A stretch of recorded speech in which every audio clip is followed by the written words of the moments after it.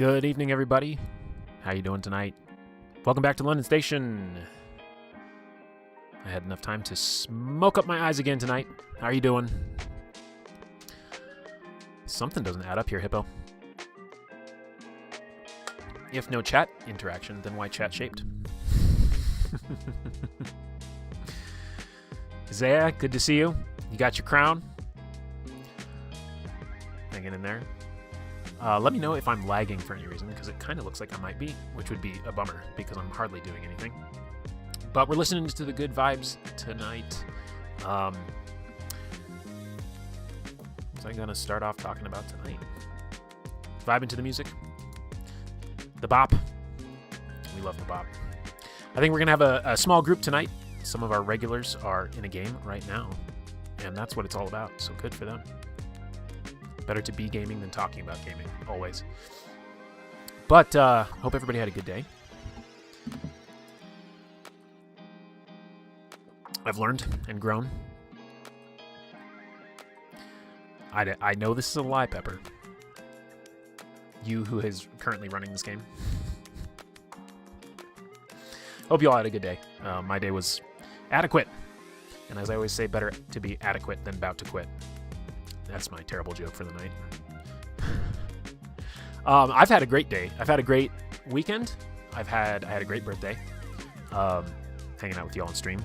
But recent developments, and part of why we're doing Legend in the Mist tonight, is we got a really good response to the pumpkin spice first look that we did on Sunday, which was a little impromptu because I was expecting to just use that stream to hang out and figure out tech issues, and we figured out the tech issues so fast, we ended up having 2 hours to go through pumpkin spice. And thanks to some people in our community, Thaddeus in particular, threw it up on Asheron's Games Discord, and they picked it up and they put it on their backer kit page. So that was cool, and I've seen views trickle in from that backer kit page ever since. Shufix, how you doing? How are you doing? Yeah, the lag during the countdown was because I was updating the Patreon members in the Rolodex, and it did not like me refreshing that. So very cool, very cool.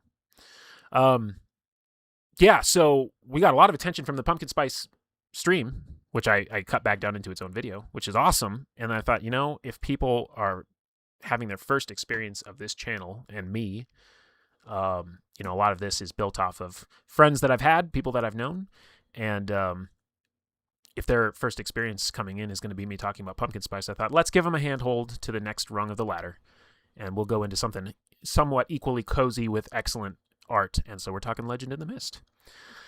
Not Ravensdale. I know Ravensdale did just finally come out today. That is the companion setting book to Legend in the Mist. So my timeliness lately has been on fire. I have not picked up, or I haven't really been following the releases of the Ravensdale book. I did when I backed. I got for the physical for the core, and then the PDFs for both. And I was going to wait to do this game until I had the physical, for no other reason than it's just easier to kind of chill with the book and absorb yourself in it and come to talk when you've processed it a little more. This is not necessarily a first contact per se, because I was following this game all the way from back when the Kickstarter launched and the Tinderbox demo came out, and I wrote a whole analysis of that over on the Knights of Last Call Discord.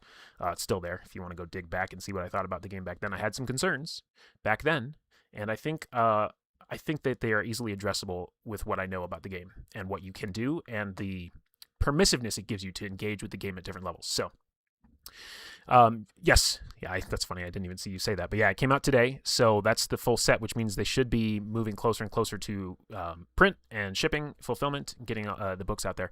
So that will be awesome. For some reason, though, this isn't the end of the world. I thought it was like a 6x9 format, like the Girl by Moonlight and Last Caravan. And then I found out, you look at the pages of the book and you're like, oh no, this is a monster. And it's a monster in page count, too. This PDF alone is 496 pages. When they went to print with it, they split it into 2 volumes, which they could have potentially just started off dividing the whole thing into 3 books to start with. They've got the 2 volumes of this core rule set, and then the third volume kind of is the setting book. So I was kind of thinking as they were developing, I was like, this feels like it should be 3 books to start with. Killer, how you doing? Good to see you. You are doing moving hurts? All kinds of moving? Or are you like moving house, moving apartment? That kind of moving? I equally commiserate with you. I do not like moving. I do not. Ravensdale. Ravensdale alone is 400 pages. I'll tell you, and we'll talk about this as we get into it. This book is rich with examples and tone setting and guidance, and you could really just pick this up, read it cover to cover, and have a pretty decent idea of the tone and the vibe that the game is going for. So it has that going for it. But I got distracted already. We had the great feedback from the pumpkin spice video that I cut and put back out. Then this morning, I posted my post about doing Legend in the Mist tonight. And that post got liked by Alejandra Penal, who's the artist for Legend in the Mist. And I didn't have any like hashtags or anything, so they've got the thing out there scraping for Legend in the Mist talk, I guess. And then this afternoon, Girl by Moonlight goes on sale through Evil Hat, and I repost their post and say about how transformational of a game it was for me. And then that gets reposted to high heaven, and then Andrew Gillis ends up coming in and chat and responding to my post. So I've had a heck of a day. And if that wasn't enough, believe it or not, Monster Energy has kindly sponsored the channel. Look at that. The channel colors. Look. Sponsored already. Just kidding.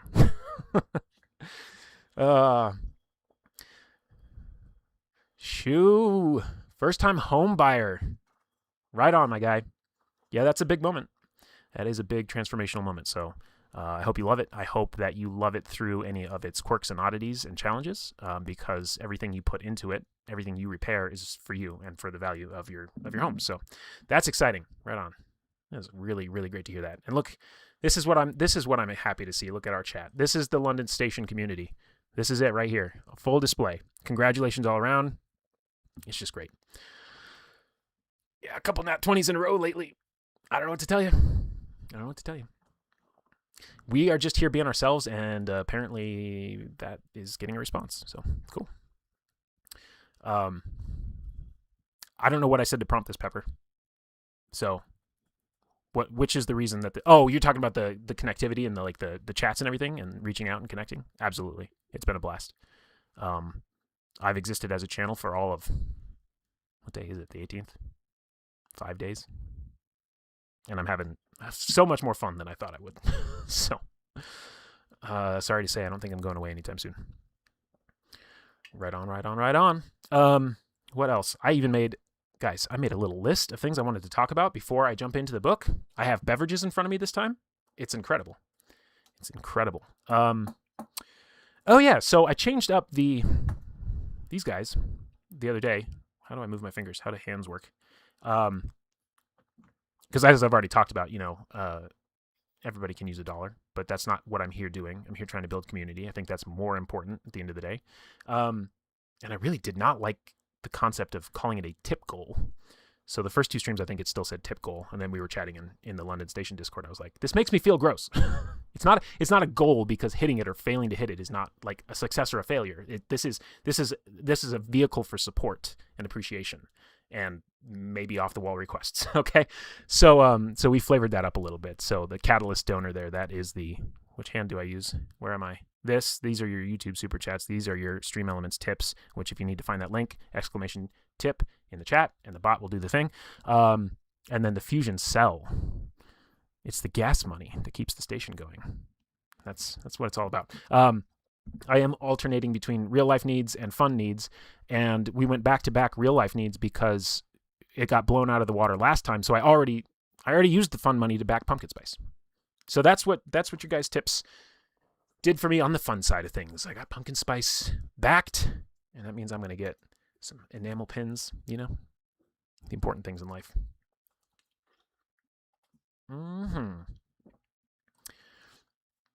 Hey, you commit as much or as little as you want.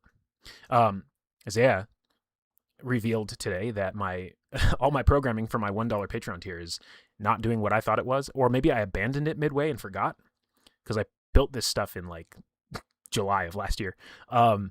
So pro tip, if you're on the fence and $3 is too much of a commitment for you, you can try the $1 Patreon, and it shows everything the $3 one does, because I haven't fixed it yet. Just a little tip. Just a little tip. All right. Should we get into it? Let me press a button and make the magic happen. Ta-da.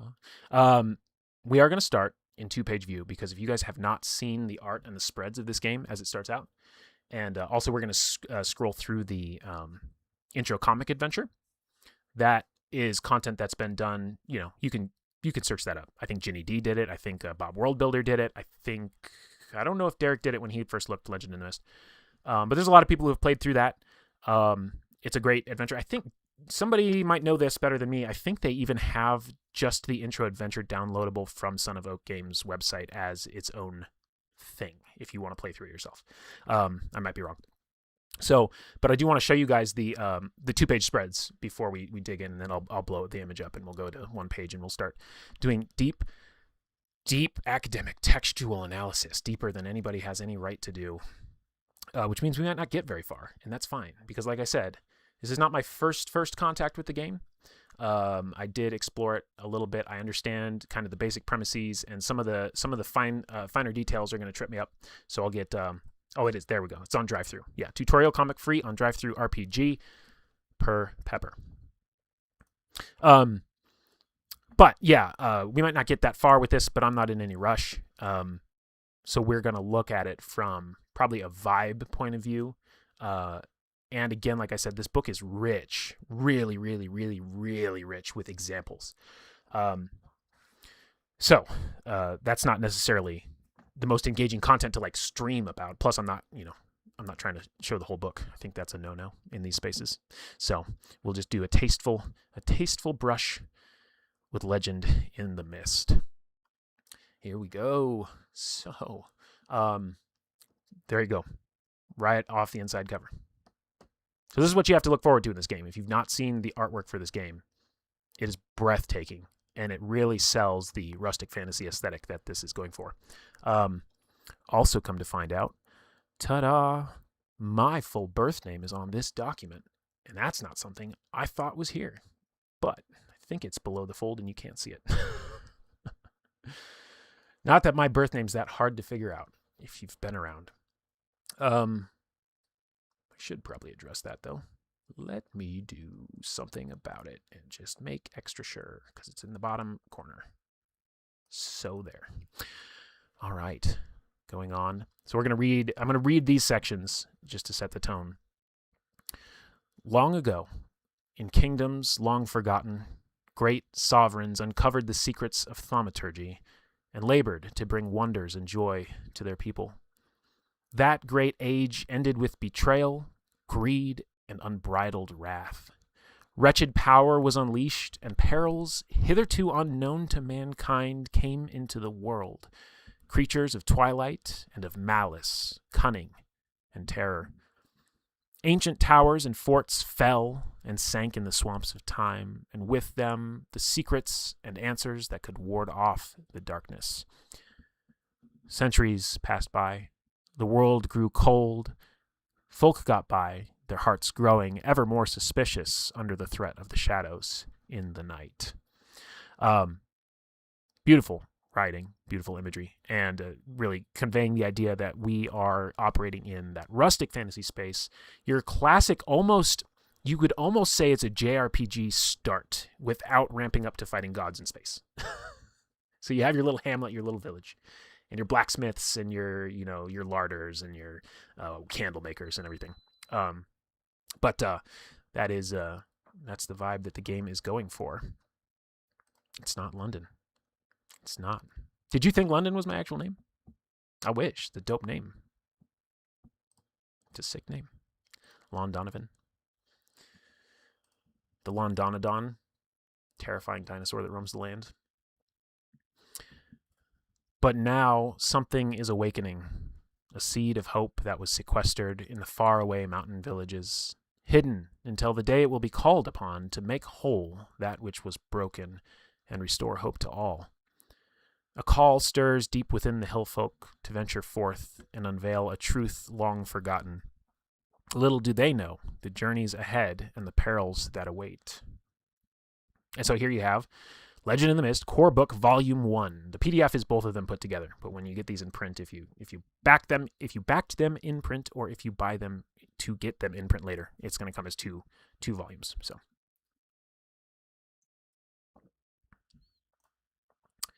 on we go. We've got our credits here. Amit Moshe, I think it's Moshe, who has done all the work, all the games with Son of Oak, I believe. Aaron Avaram is an editor that I've actually had a chance to chat with a few times. And there we have, where did she go? Where did they go? Alejandra Pinal. So that is the key artist.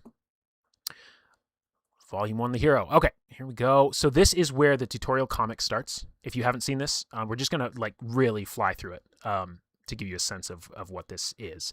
But it's a fully drawn, fully arted out piece of comic that has kind of choose your own adventure elements, and you do actually roll the dice to use the game mechanics through this, and it leads you in different directions depending on where you go. So that's a lot of work to put something like that together in the first place.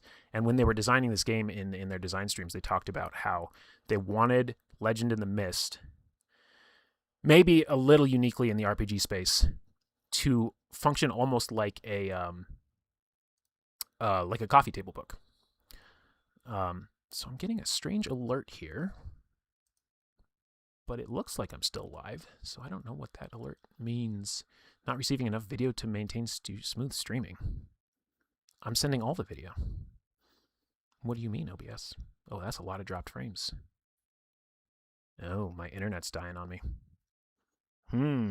Well, this could get exciting. I might have to hop over to a backup. Yeah, I don't know. If we crash, let me know, I guess, if you can. Scream if you can. So here we go through the comic adventure. You've got your adventurer. He's fighting bandits. He's looking for a herb to heal his mom. Full page art here. Just really, really gorgeous. So here we arrive now. Everything looks good on our end. Cool. I'm going to just ignore this error and hope for the best. So let's flip my, so I'm going to have a little adjustment here. In fact, I'm going to do it behind the scenes so that when I turn back to it, it's just going to look great because I'm a professional. Single page view, scroll in, and then when I go back, you will see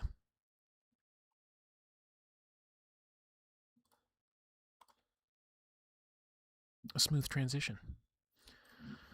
Smooth operator. All right, so here's your introduction. A warm welcome to you, traveler in imaginary worlds. By opening this book, you have taken a step and crossed the misty threshold between the prosaic world of the mundane and the hidden world of legends. So very flavor punched up interaction with the readers and the players of the game itself. You're going to find that throughout. With the secrets you'll glean from these pages, you will soon weave a tale of your own. You will take your unlikely hero on journeys into foreign lands. This is a key word. This is what we do here, guys. Unlikely hero. Not just hero. Word choice is important. And that again is setting the tone. This is more Hobbit than Lord of the Rings, right? So that word's doing a lot of work there. Unlikely hero on journeys into foreign lands, to face challenges mighty and strange, to make great sacrifices, and at long last prevail against the world's perils, or falter and become lost to oblivion. Perils is another word choice here because in a lot of traditional fantasy, what would this say? This would say the great darkness, the great evil. One thing that was interesting, and this actually goes back to Girl by Moonlight. Again, I'm always going back to Girl by Moonlight. When they were developing Girl by Moonlight, Andrew Gillis worked through having the oppressive forces in here not referred to as the darkness because, as you can imagine, that's terminology that can be problematic in some of the ways that it originated. So adversary, I think, is a word that they use a lot in the book. So it's neat to see that you're prevailing against the world's perils, dangers. Those can be natural. It's not necessarily this intentional, evil, malevolent force. but it can be. So, may this game, one of many in the sacred tradition of storytelling and role-playing, be a source of rich enjoyment for you and your fellow travelers, and a path to the wisdom and courage hidden within you, the Son of Oak team. I like this too. The sacred tradition of storytelling and role-playing. Should I go on another rant right now? I have one in the chamber for this. Do you guys want a rant?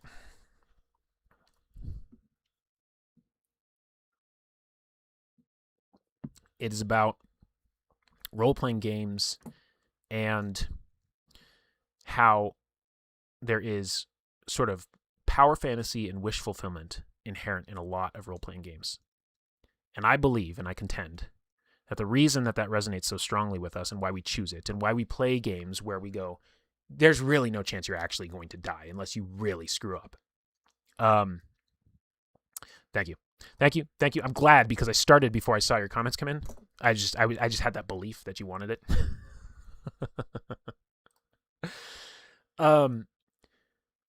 I believe that we're drawn to stories where good wins in the end, and the hero wins through adversity. And we don't, not all of us, want to play through meat grinders where we find out how our characters are torn apart. There are people who are into that, and they're into a deconstructive analysis of what it means to be human and all sorts of things that I've come to learn through talking with them, because I've been in these conversations. I've said, guys, I don't get it. Why do you like these games where it's about misery and suffering and just seeing how long you can last? I don't understand. And they've very earnestly tried to communicate with me that it is about the deconstruction. That's the message I got mostly from these people. But all that aside, I believe that we're drawn to these stories because those are the stories that survive in a natural selection sort of sense. Our collective consciousness as humans is driven by our ancestors who survived, and the stories that survivors have told, as we have oral tradition in our DNA, the stories that survived amongst others in oral tradition tend overwhelmingly to be a majority of happy ending. Now, there's a lot to be said about tragedy, and I'm not classically studied. I just pretend on the internet. There's a lot to be said about how things like that, it's just like the deconstructive angle, is experiencing pain, sorrow, loss, processing. These are all important things as well. But I think when it comes to gaming, to my eyes, the reason a lot of people are drawn towards games where you're not necessarily going to die or be brutally killed or have everything taken from you is that I think it's in our DNA. So this right here, where they say this game is one of many in the sacred tradition of storytelling and role-playing, resonates with me, because I think of gaming as a sort of divine play. Like I've talked about in previous streams, the reason that I come to gaming, what I'm looking for out of gaming, is to learn about myself, learn about my friends, or have new experiences. I'm looking to get something out of that.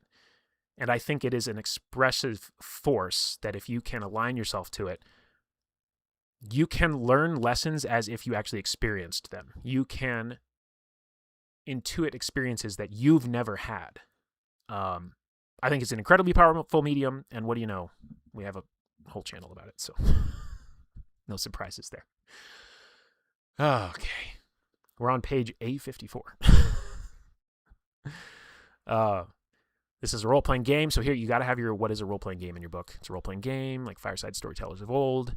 Gather around the table, have a dynamic conversation. Okay, so this is our first powered by the apocalypse language, where you tell a fantasy story, a legend.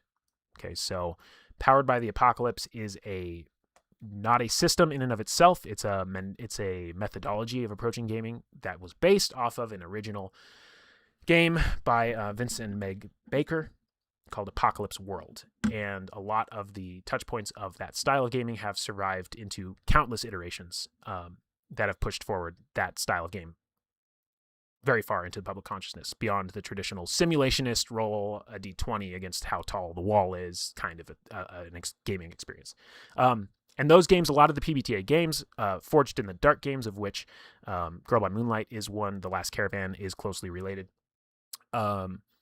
They interact with gaming as a conversation. It is a back and forth where you are actually making decisions or justifications based on the fiction that has been agreed upon, And to be agreed upon means to just not be objected to, ultimately, because everyone is contributing.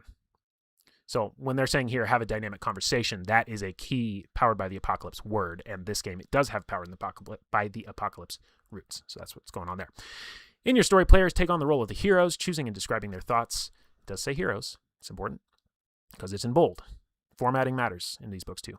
Choosing and describing their thoughts, feelings, actions, and sacrifices, while the narrator sets the scenes, describes people, places, and fantastical beings along the journey, and enforces the timeless rule that every action taken by the heroes has consequences. This, I actually disagree with. But I know what they mean. Every action of consequence has consequences. Because as we get into the rules of this game, determining when to call for a dice rule is predicated on whether or not there is something interesting happening, or if you don't know what the result will be, or if there would be consequences to that action. Loosely. They're going to have their own words for it. We'll get to it. So, not every action taken by the heroes has consequences. There are mundane actions that don't, but I know what they mean. Pepper says, I think the game's core is more Fate than PBTA. Curious to see what you think. I had the exact same thought the first time I started looking at this game and studying it. And the only thing that has swayed me from that thought is the developer, Amit Moshe, I hope it's pronounced Moshe, has said that he said, yeah, kind of. But there was another game, I don't know if it was Lady Blackbird that he said, but he was like, it's more PBTA and Lady Blackbird than it is PBTA and Fate. But I think it has really strong Fate elements in the sense of, the aspects, 100%.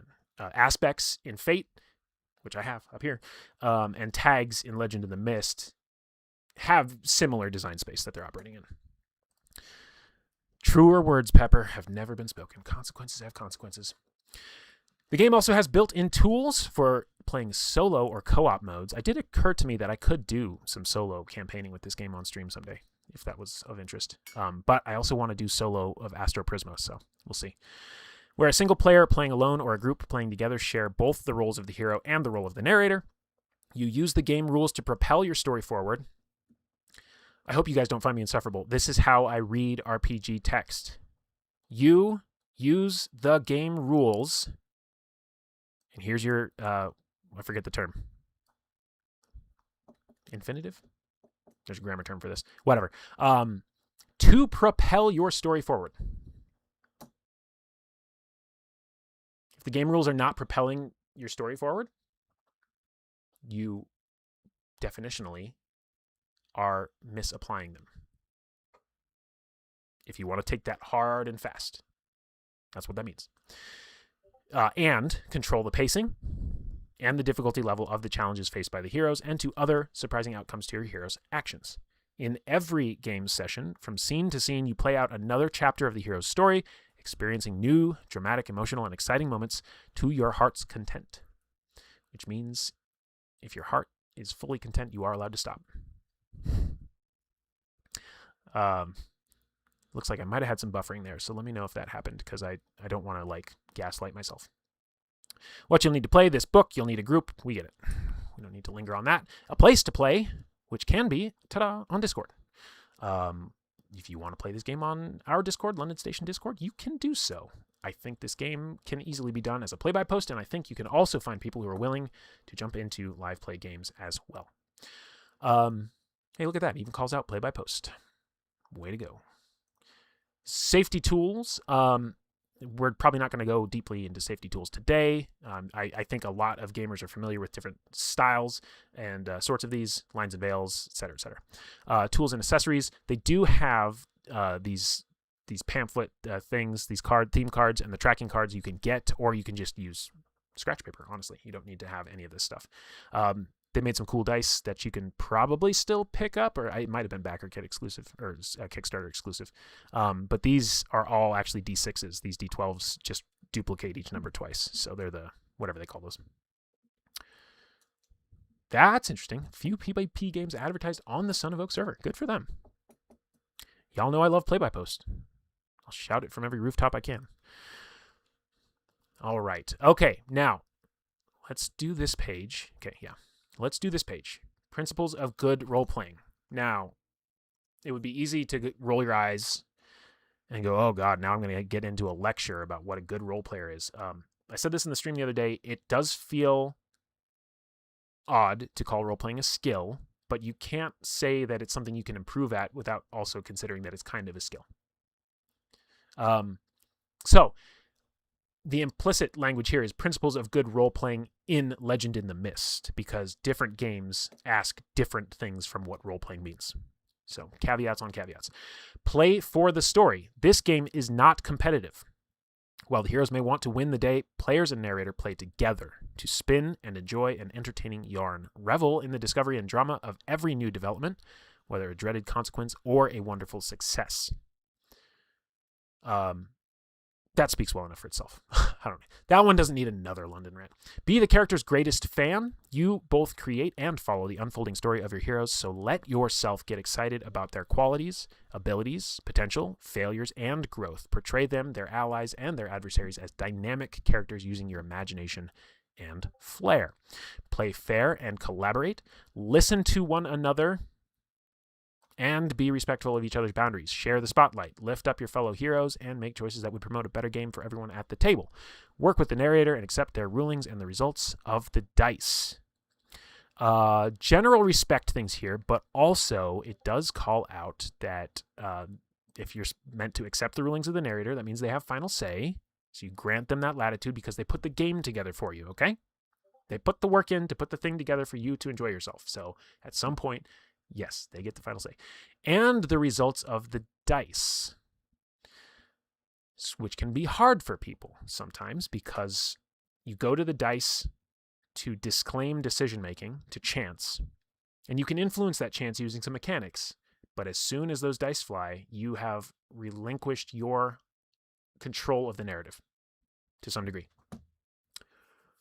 Make this game your own. Nothing in this game is set in stone. Use it in the way that's most fun for you and your group. So this is your kind of rule zero, I guess, if you want to say that. Some people get really cranky about rule zero type talk, but you know what? They're just saying, listen, this is how we think it should work. If you think you want to do it differently, we're not going to stop you. Okay.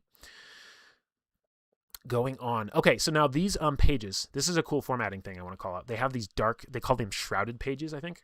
And these are basically advanced rules, like advanced optional rules. So by virtue of that, we're going to skip them in this stream because I can spend half an hour talking about, obviously, like the introduction, so we'll never get anywhere. But it is a cool concept that they basically built in a beginner and advanced version of their rule set into the same. My words just completely left me. The same, I want to say document. It's not a document, it's a book. The same reference guide. So I think that's cool. But this gives a guidance. If you're coming from other RPGs, I think this just talks about games that are maybe a little more simulationist and how that can differ. So it would probably be a good read, but we'll try and keep from absolutely showing the whole thing. We got the core book here. This is where we're currently in, and then this is volume 2. So again, if you get those in print, they come separately. That's cool. Yeah. You know, it's I'm looking at my internet speed and it's just not great right now. So I wonder actually if it fell off of the right. No, I'm on the right SSID. Oh well, I mean, if it crashes, it crashes. And I might have to throw on like a hotspot or something.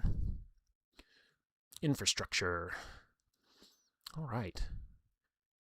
Start here. And just all of the art throughout this whole book, all the borders and everything, it's just every piece has been so lovingly crafted, you can tell. It's really beautiful book. I'm looking forward to holding it in physical. Right on, Isaiah. Good to see you. Thanks for stopping in. And the rest will be here for you later if you want to watch it. Start here. Choose your frame of play. You begin deciding on your frame of play, the setting and nature of the story you'll tell. Ask yourself, in what kind of world is your story set? Who are the heroes? What brings them together? What types of challenges and dangers do they face?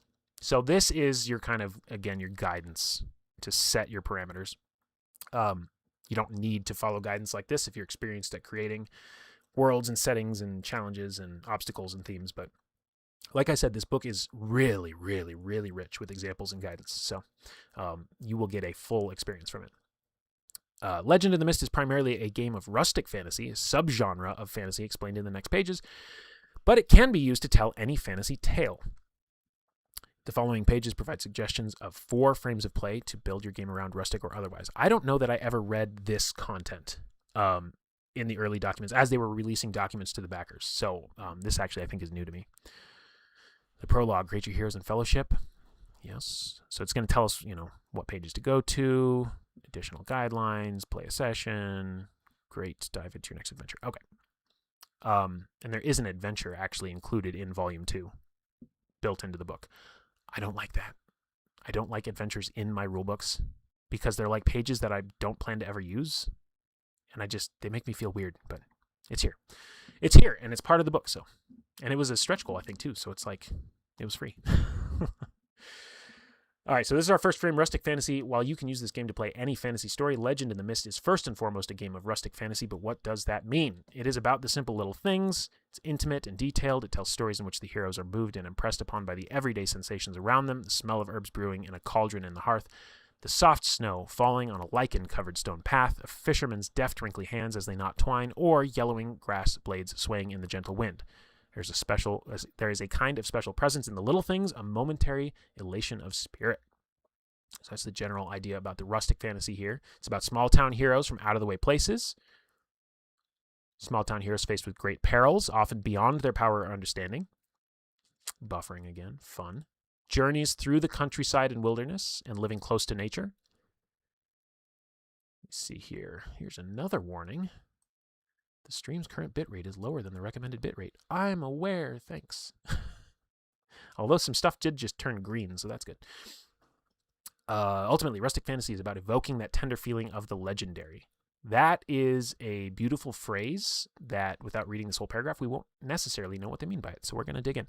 Nostalgic yet current, made up yet true. A good legend manages to reach past the practicality and cynicism of daily life and into a place long forgotten within us, to nourish it with wisdom drawn from the universal experiences of us all through the heroes of the tale. It reminds us to pause and look at the hero's journey from the perspective of the invisible watchers, knowing in our hearts that even though peril is imminent and the fate of the heroes hangs in the balance, there is still hope, and that whether they rise or fall, in the end, it was a story worth telling, and that is what I was talking about on the other page.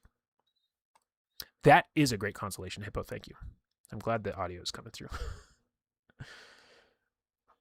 This line right here, it was a story worth telling. The only stories that we've ever heard were the ones that were worth telling. The stories we've never heard are the ones that didn't survive. So there's a self-selection bias in the media that is even afforded to us as people that exist. Wild thoughts. Our little corner of the world. Your story could be centered entirely around the minute happenings of a small village, community, or region, with the world at large as a mere background. The stakes are always low, at least to the eyes of an outsider, but for the heroes, the runaway sheep of the neighbor or the absent-mindedness curse placed by the old grump on the village smith pose serious concerns. Plots begin rather small and seemingly inconsequential, but in time they can spiral into the creepy, dangerous, or heroic. So this is our second, I believe, right? That's the same header weight as the other one, correct? Let me see how well they bookmarked this. I didn't get that too in deep with the bookmarks, so we're not just going to scroll around. I would love to dig into these with a group and figure out which one would be the one that they want to play. That'd be a lot of fun. Your group is doing Little Corner of the World. Awesome. Very cool. That's this one, right? Yeah, Little Corner. Very good. Yeah, I'd love to hear more stories from your game, Pepper. Anytime we're on a call together, that'd be great. Great to hear. An epic journey. Okay, so we're going more towards probably Lord of the Rings, less Hobbit. Your story could be centered around a journey undertaken as part of a greater quest or purpose, yeah. Perhaps there is imminent danger to the world or region, such as a dark tyrant or impending doom, or the fellowship is tasked with finding a rare curse or undoing a curse. A rare cure or undoing a curse. Along the way, they must traverse many lands, contend with enemies most monstrous, have dealings with monarchs and strange beings, and uncover the secrets that will lead them to complete their quest. They may be called to find great artifacts of old or mysterious magical powers that are the key to their quest. And again, a lot of guidance here on how to make that feel lived in and real. Suggestions on who the heroes may be. And then grit and politics. I suppose this might be your, what's that super famous thing that I've never interacted with? Well, I literally cannot think of it. It's the HBO thing. The super famous Game of Thrones. Right? House of Thrones? Game of Thrones? Game of Thrones, House of the Dragon. I think I got it. I got there in the end. And that's funny. That goes back to my rant earlier about like the stories that I enjoy are the successful ones, the heroic ones. I've seen the deconstructions of like the superhero genre in like Watchmen, and I know the Boys. Like I've seen deconstructions of these genres, and I'm like, once I've seen it once, I get it. It's like, oh, but this would be what it's like if people were actually terrible, like people are. And I'm like, I do understand that, and it's not what I come to my media for. You know, I can just open the window and get plenty of that. Is Game of Thrones. So Grit and Politics, your story could feature a sense of gritty realism, focusing on a society driven by self-interest, a mean world that takes no prisoners, run by cutthroat politics where a hero's actions have brutally realistic consequences. The heroes travel a region rife with political, racial, and factional tensions, experiencing and at times taking part in its hardships and injustices as they pursue their greater goals. So, of course, you can learn from all sorts of stories. I just don't pursue these ones. I remember long before the show, Game of Thrones was ever a thing and the books were out, my brother had started reading them. And he told me, it's so awesome because it subverts the fantasy genre because you don't know if these characters are going to survive. You will think you're reading about the main character, but then they get killed. And I was just like, is this you trying to encourage me to read the book? Because that you just made me lose all interest in it. It's a personal taste thing. I know. Oh, here's another. Are there 5? Or can I not count? Dungeon Crawl. Your story could focus simply on the joys of adventuring, treasure seeking, and getting into fun trouble, where the heroes are often glory-seeking oddballs and outsiders drawn together in a found family or for practical reasons to survive their next dungeon delve. Journeys are more often into the dark of an underground tomb or a long-lost temple where the heroes face monsters and traps. Think of this more as a ramble than a story with major plot arc, although it can have one. So it's saying you can do a sandboxy kind of thing. The vibe I just got from this paragraph is like that dungeon meshy kind of thing, which I know almost nothing about, but that is the point of reference that I'm choosing to append to it. Here we go. We're into rules now. How's everybody doing?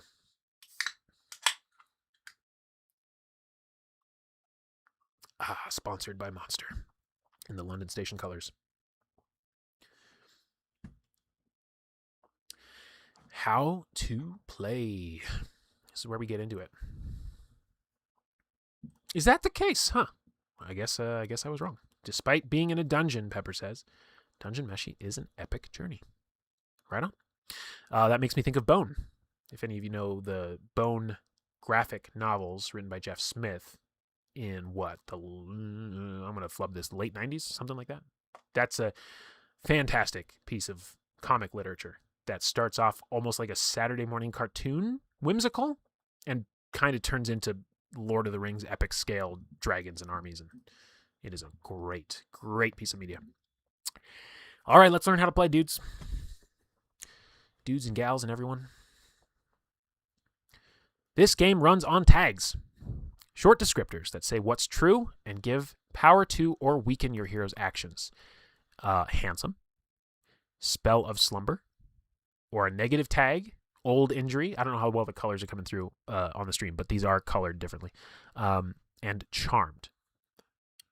So power tags in the book here and in other elements that they put out are highlighted in yellow. Positive tags that give power to your actions. We'll get to what that means in a little bit. Adobe, stop. They can be temporarily scratched. That's a keyword, making them unusable until recovered. The reason you do that is for a power boost. So we'll get to that. Including, they say here, including the theme's title tag. Again, there's a lot. We're getting hit with a lot of terminology. This will make sense in just a second. Right on. Weakness tags are in this kind of salmon orange color, and they have these little down arrows, these down carrots. Weakness tags, negative tags that decrease the power of your actions. However, They allow you to mark improve on the theme. This is something that I'm interested to see in play. I'm initially a little skeptical of it, but I have some faith because I know that people like to make number go up, and I think this is the way to incentivize it. So I won't get too far ahead of myself. And then you have your quest, a motivation for the theme, something your hero seeks, defends, or upholds. We have story tags, temporary tags which can be positive or negative based on the situation, like staff or vantage point. Removed when scratched, not just temporary. If it is a power tag on your theme and you scratch it for some extra oomph, you can get that back. If it is a story tag, once you scratch it, it's gone. It's kind of like saying narratively, quit going back to the well for the same story beat. It is removed when scratched. They expire with time, and this is a game master.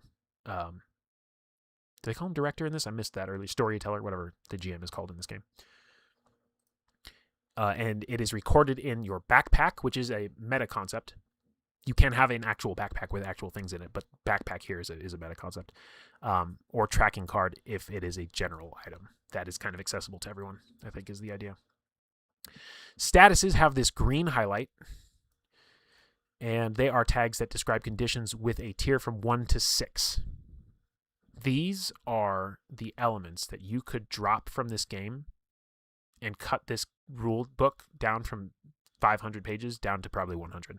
So I'm going to talk about that because I think that is a consideration to give towards this system.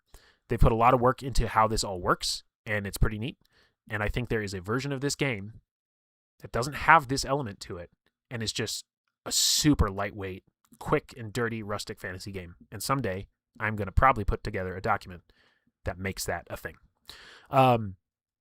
These are tags that describe conditions with a tier, like I said, like Wounded 3 or Glad 2. So these statuses can increase, decrease. They're kind of clocks, but they're like a clock mixed with an aspect, and they can come and go, and it's a whole thing. These are recorded on your tracking cards. You can stack them. If you gain the same or similar status again, mark the new tier on the same card. If the box for that tier is already marked, mark the box to its right. The highest marked box is the current tier. I will say, this is a really good reference page if you know what all of this means. And we're going to get all the context in time. But this is actually a really solid reference page.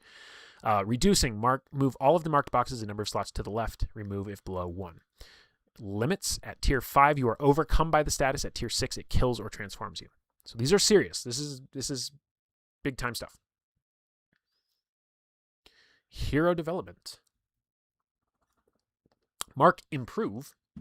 Whenever one of your weakness tags is invoked, at 3 improve, the theme gets an improvement. Usually a new power tag, can be some other stuff. Mark abandon. Whenever you ignore or betray your quest, at 3 abandon, your theme is replaced. So if you haven't followed along with this game, or City of Mist either, which is also by Son of Oak Games, similar approach here, and it hasn't gotten there explicitly yet, so I'll jump ahead a little bit. Your character exists not as a collection of stats, but rather as 4 separate theme cards, each one with its general name, multiple tags underneath it that you can invoke to add power to things, 1 weakness tag for each one, and like we said above, 1 quest. So if you have a quest and it's a sentence like, I will always protect the downtrodden or something, and then you have an option to help somebody that's getting mugged, and you choose not to. That's there on your theme card. You would mark 1 abandon for that. Now there's a push and pull here that the subtext is telling you as the GM. If you ever want to get any mileage out of this, you need to put the character in a place to test their themes, to give them the meaningful choice. This should be a player choice, and they can't make a choice you never give them. So you, as the GM, have to know what is on your player characters' sheets, so that you know what to play with attention. And this is a virtuous idea because they put it there. And by putting it there, they're communicating to you, test me on this. Put me in these tight spots, because this is how we're going to determine whether or not I mark abandon or not. Otherwise, abandon will never come up, and you can play that way. But You will be completely ignoring this element of the rules. Mark a milestone whenever you achieve a goal of your quest. At 3 milestones, your theme evolves. This I'm a little fuzzier on. I know you take the quest and you break it down into little bite-sized pieces, and this is kind of like you're leveling up, sort of. Pepper says, it rules. Every player character comes with 4 plot hooks. Yeah, that's a good way to look at it. That's a really good way to look at it. And they're not like, people decry like the 10-page backstory is like the straw man for over preparing. But this gives you hooks, and the hooks are just your sound bites, 1-sentence thing. It tells you exactly what you need to know, and I think it's really good. Replacing or evolving a theme gains you promise, which unlocks greater moments of fulfillment. This interplay is something that I think takes a little while to get used to, and I'm not there yet because I haven't pulled up this rule book in many months. But there's kind of like this stacking effect, like, this is rewarding you for not staying the same, in a way, is a way to look at it. So whether or not you abandon a theme and it gets replaced, or if you mark an improvement to a certain point, which I think we'll find out, but I think you can actually elevate the entire theme from, we're not there yet either, origin, greatness, or adventure themes are like different levels of theme, kind of like narrative. I don't know a good way to put it. We'll let the words of the book do it for us. So this is a reward system based around don't just stay the same, because you won't get new cool stuff. And there is new cool stuff you can get. There's a lot of suggestions in here. All right, then we have the Fellowship, a shared theme usable by any of the heroes. So you actually make every character out of 4 themes, and then you together make a group theme. And that's going to have its own power tags, its own weakness tags, its own relationship tags that everybody can tap into. Pretty cool. This is a big key difference, though. And I kind of wish, in a perfect world, scratched would mean the same thing everywhere you use it. But it doesn't. If you're scratching a tag on your sheet, you can reclaim it later. If you're scratching a story tag, it goes away permanently. If you're scratching a Fellowship tag, that just allows you to use it at all, but it doesn't give you more power. It gives you more power by letting you use it in the first place. So, but that's just something you get used to with more play. Let's see, mark weakness tags, mark improve on the Fellowship theme when invoked, and then relationship tags, single-use story tags, positive or negative, each hero has with each other hero recreated during camping. So these are kind of like, again, I have the strangest small little experience of video games, but in Tales of Symphonia, which is in the Tales Namco series, or whoever is making them now, you're running around the overworld and it'll trigger like a little cutscene, and it's like press Z and you can go into the cutscene, and it's just the characters like talking heads having a conversation with each other, and it informs you more about their relationship and sort of the dynamics they're playing with. In this game, those will regenerate when you're doing camping scenes to give you something to bounce off of and not burn. I think burn means something different in the game, but to use it for more power. So. Oh, yes, good point. Yes, you can also go down in tier if you are replacing a theme or improving, changing it, whatever. There is a lot of terminology in this game, and they all mean very specific things. So, and this is going to start to talk about how we're actually resolving our action resolution. So we play games because we don't know what's going to happen, and we look to the rules to say, hey, when we're not sure what's going to happen, what process do you want us to go through to kind of tell us what's going to happen? So the GM here is playing out a game loop, establish action and consequences. Until the stakes are won, lost, or deferred, or the scene otherwise concludes, continue to the next scene or to camping. So scene is the framing that we're using for these moments.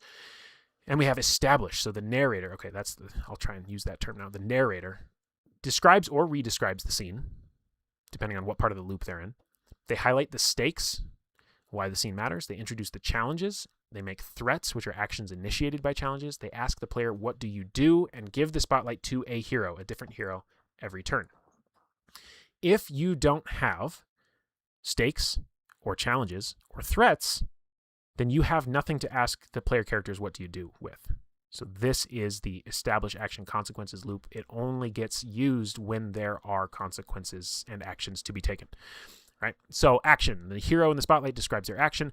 The narrator chooses how to determine the outcome. This is really important, and I think it's on one of the next pages. There are 3 resolution systems in Legend in the Mist. And they're summarized here. I think I'll probably wait till we hit it on the actual page. The simple one is the narrator's call. The quick one is just a roll, and the detailed one is a roll and a spend. We'll get to that. Your consequences then, the narrator can deliver consequences if a threat was ignored, if the hero's action had consequences from the dice, from the results on the dice, if the narrator invokes a hero's weakness tag for consequences, and the hero marks improve. So I did not remember this was part of it. So you as the player character can invoke a weakness tag on your own. It's going to decrease your power, and you're kind of making a gamble. But because you used it, like you could say, I'm hot-headed is one of my weakness tags.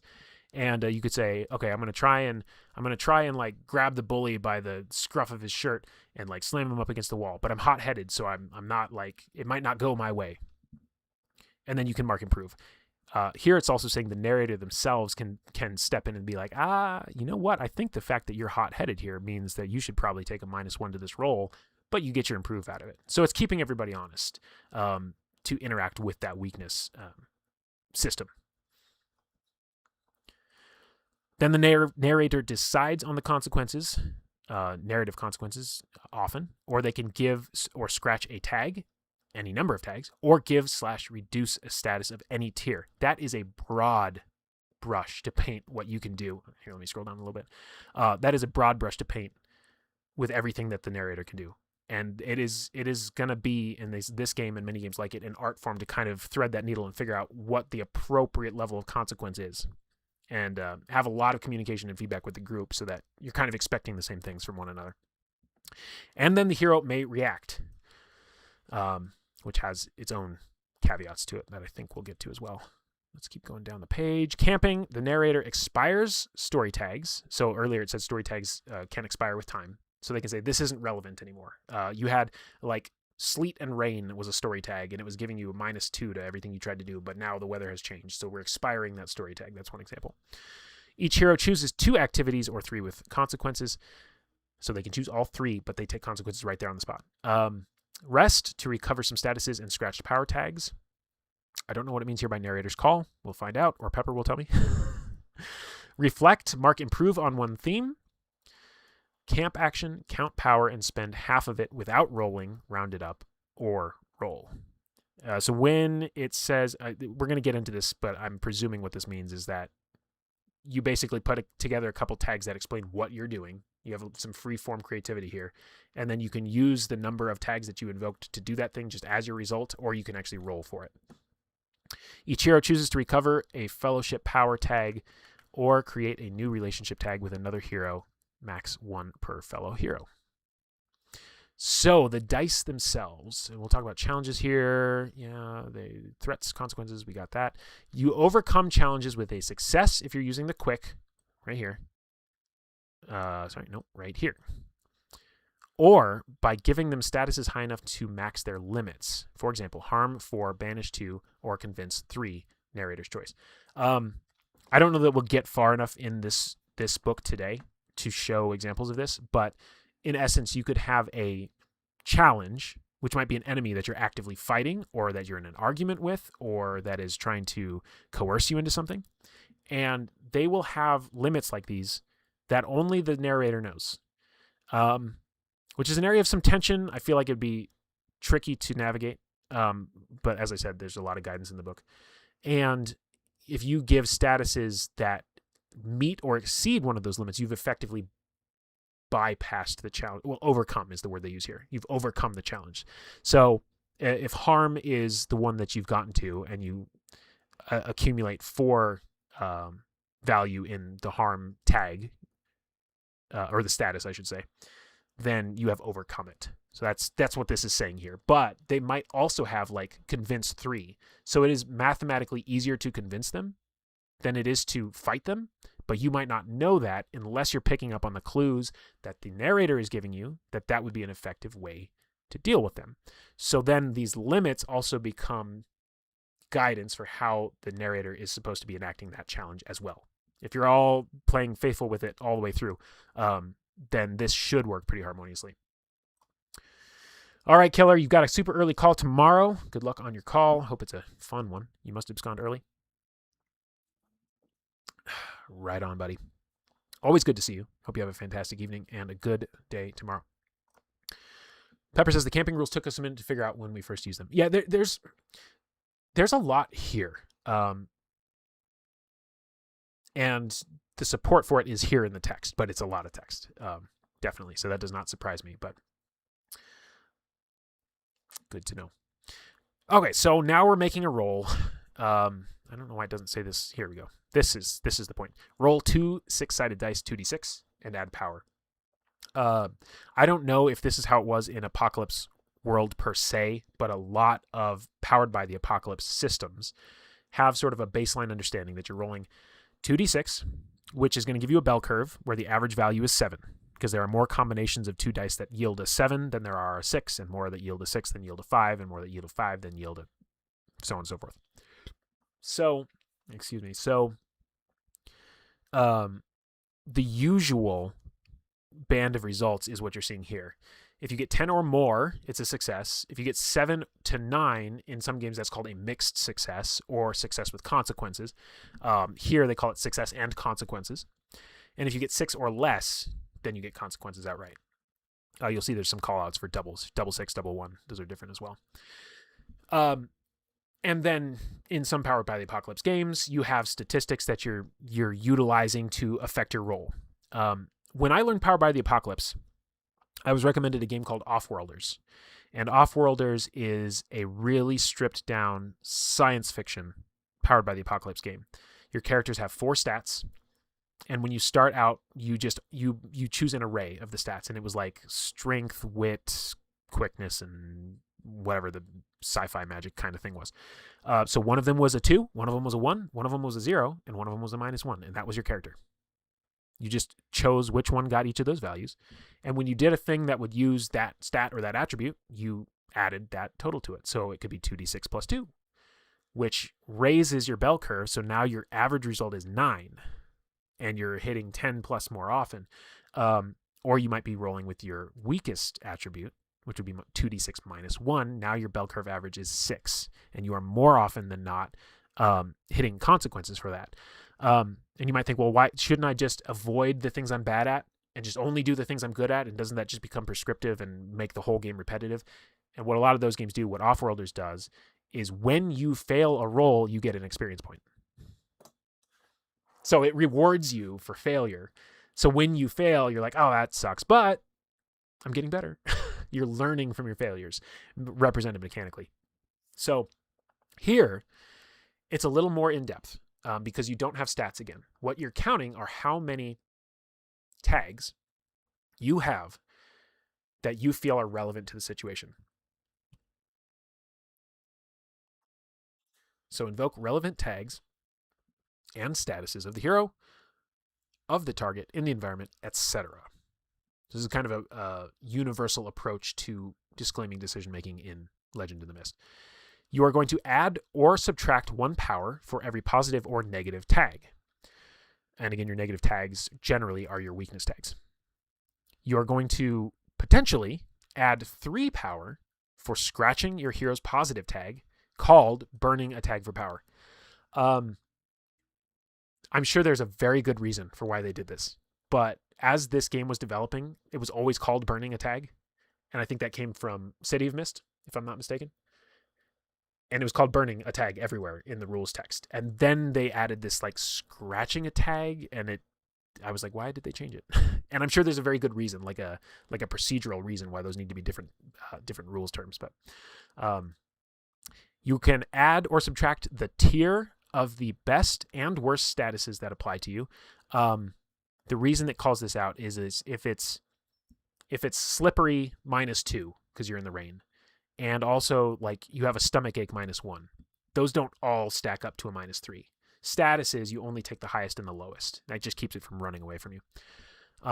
And you will plus or -3 power if favored/imperiled due to might, which is a concept we will not reach today, I guarantee.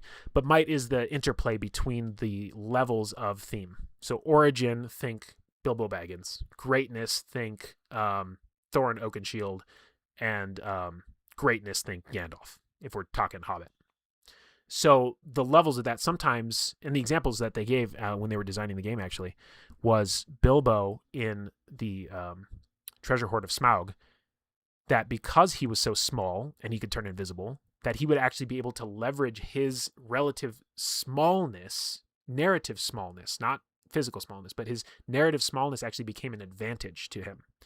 Whereas maybe Gandalf, if he rolled in there, would have drawn more attention or been sensed by Smaug or something like that.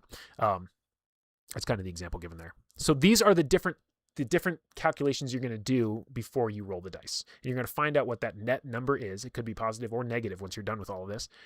And then you're going to roll. And you're going to get one of these 3 results. You're going to get what you want. You're going to not get what you want and have consequences, or you're going to get a little bit of both. Pepper says, I'm glad more games are using the language of success with consequences rather than mixed success and partial success. Well, I'm glad to hear that. I still have to come around to it. I'm just more familiar with partial success, mixed success. I don't even remember what they call it in Girl by Moonlight, but Hippo says, hey, thanks for the background listening while I was at work. Have to get some rest now. Yes, go take care of yourself. And you can catch the rest mañana. Thanks for being here, Hippo. All right, more details about spending power. Spend your power on your action's effects. Now this is only happening. I have to link this up for you. This whole block that's talking about spending power only applies to one of the 3 resolution systems, and it is this one, detailed roll and spend. This is the little kind of meta game. It's weird to call it a meta game because this would be what you would call the main resolution system in any other RPG. But this is the main way you interface with adding tags, subtracting tags, moving numbers up and down, trying to overcome limits, and doing all that stuff. So when you add up your power, let's say we've got +3. Okay, we've invoked 2 things, and we have a positive status of +2, and we have a negative status of -1, so our net is +3.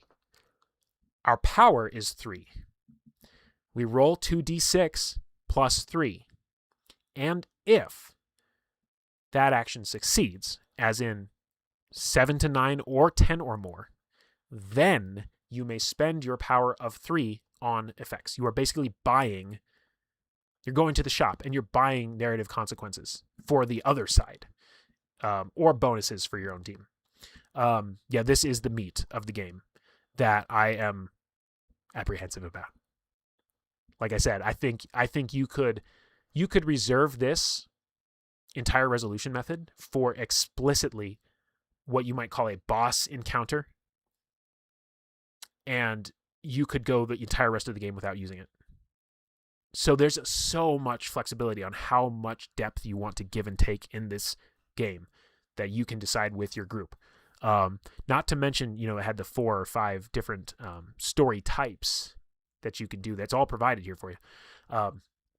So yeah, it's pretty cool. For example, one thing you can do with power is it can cost you 2 power to add, scratch, or recover a tag. And I should clarify, because it doesn't do it here. It does, if we went to page 154, it would tell us all of this in quite good detail. The tags that you're adding, scratching, or recovering need to be tied to the fiction of what you did when you rolled the dice in the first place, which means this should come narratively from the tags that you invoked to do the thing in the first place. I run at the bandit and I slide tackle him because I used to play soccer in the village, and so I'm invoking like my childhood soccer friend tag and my speed tag and whatever, and I slide tackle the guy. So then, whatever you add, like a negative status or anything like that, give or reduce a status, should be related to, okay, well, he's knocked over. He's knocked over -1 or something like that. And he would have to spend time on his turn to remove that, or he's still on the ground fictionally. Might not be the best example, but it's off the top of my head. Discover a valuable detail. This is kind of you can kind of buy knowledge rolls, which I think is a neat way to go about it. In a lot of games, you're deciding to kind of make a knowledge roll at the outset, and then whether you succeed or fail is going to tell you if you get accurate information or helpful information. This is like, hey, go for it, and then if you got some points left over, or if this is really the main purpose of what you're trying to do, just buy this information from the narrator by spending points to do it.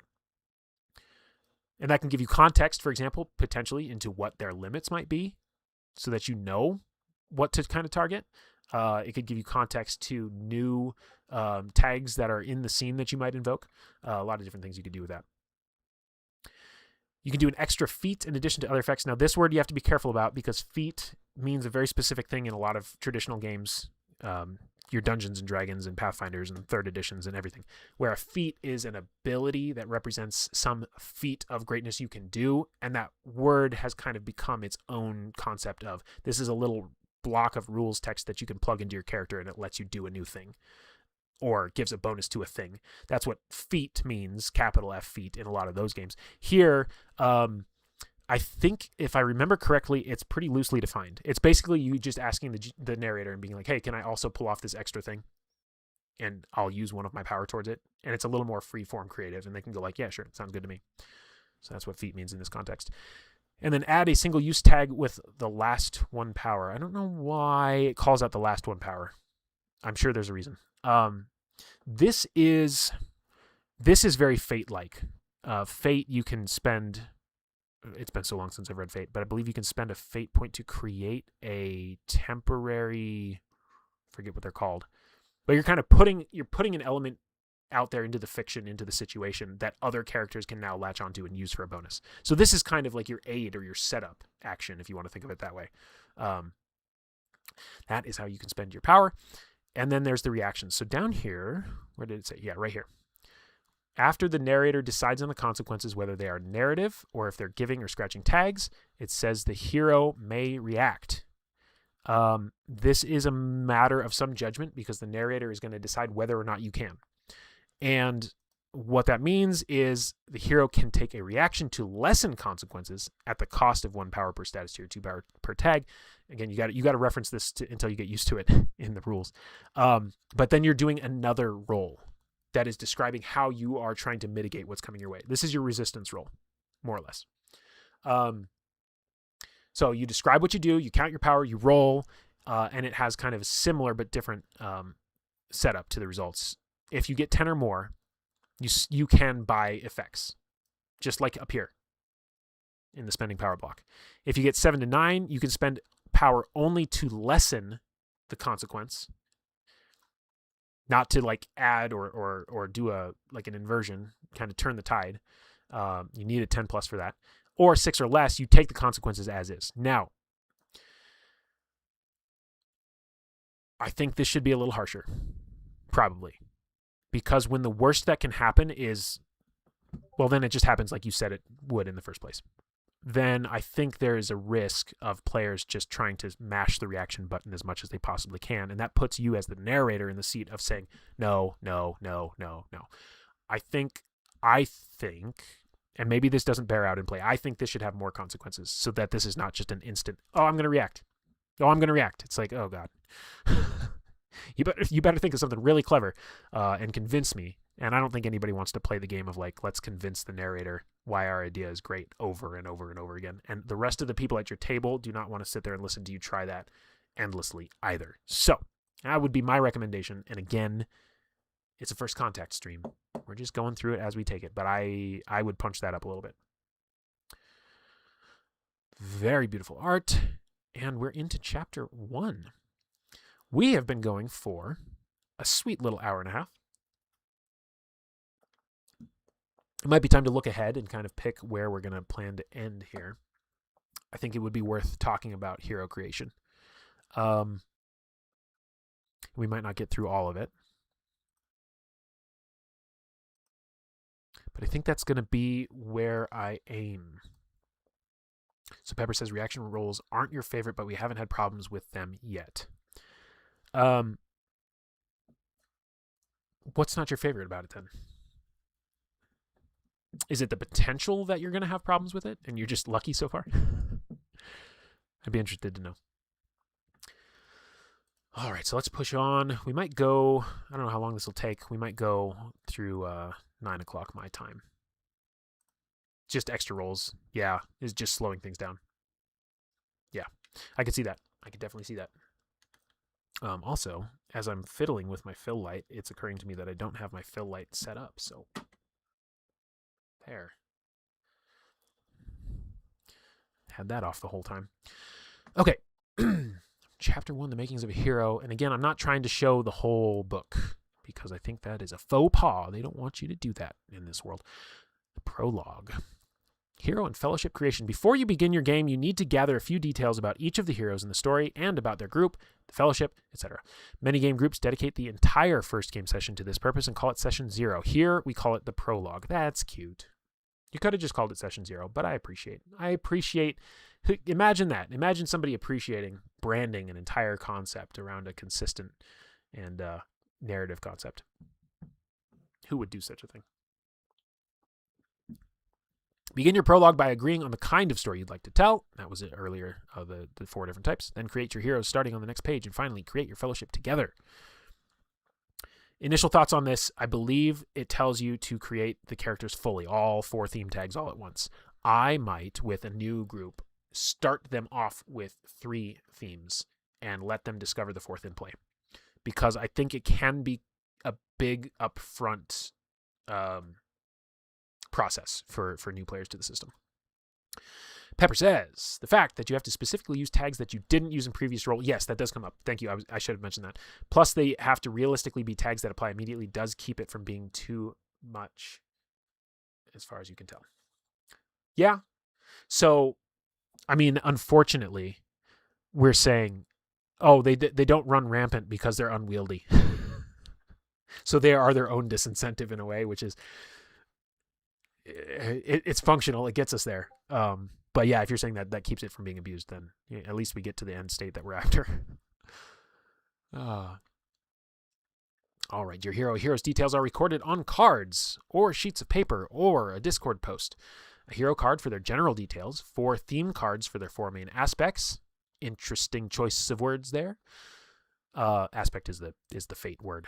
Tracking cards for their current conditions / statuses. You can use a pre-generated hero from the character pack, in which case all your cards are already made and collected in a folio. Or you can create your own hero, recording their details on printed cards from the theme card pack or on the character sheet at the back of this book. Together, your heroes form a fellowship whose details are recorded on a shared card, the fellowship card. All right, so let's take a look at this. You have your name, player name, fellowship relationship. These are the ones that come and go, and you replenish them in camping when you make new little slice of camping scenes with your buddies. And then promise, and again, this is one of those things that you're ticking up. I don't remember. Does it tell me here again? It doesn't, but that's okay. I forget when you mark promise. Is that when you fill abandon and or fill improve, either or to 3, then you also mark promise? I think it's something like that. But then this ticks up, and when you get 5 promise, then something like much bigger happens. And you can kind of get what I would call, Fate would call it a stunt. Something that kind of breaks the existing rules. Like if in this, unique circumstance, then you can bypass these rules in this way. Sorry, that was a bunch of word salad that meant nothing to anybody. I apologize, but I know what I mean. So here's your themes. So Garen, and this is the character in the intro comic of the book. We're looking at him here. So he has skilled with a bow, deer stalker, spirited youth, devoted to family, and in his pack he has a protective charm. So this is we haven't had this spelled out yet because we're going into the chapter where it talks about this. The one at the top is the theme tag, I believe is what it's called.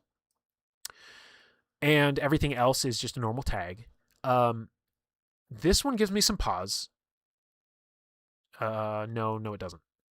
Never mind. Ignore that. So skilled with a bow. You could see where that would come up. I'm going to shoot a bow at something. So I'm going to use skilled with a bow.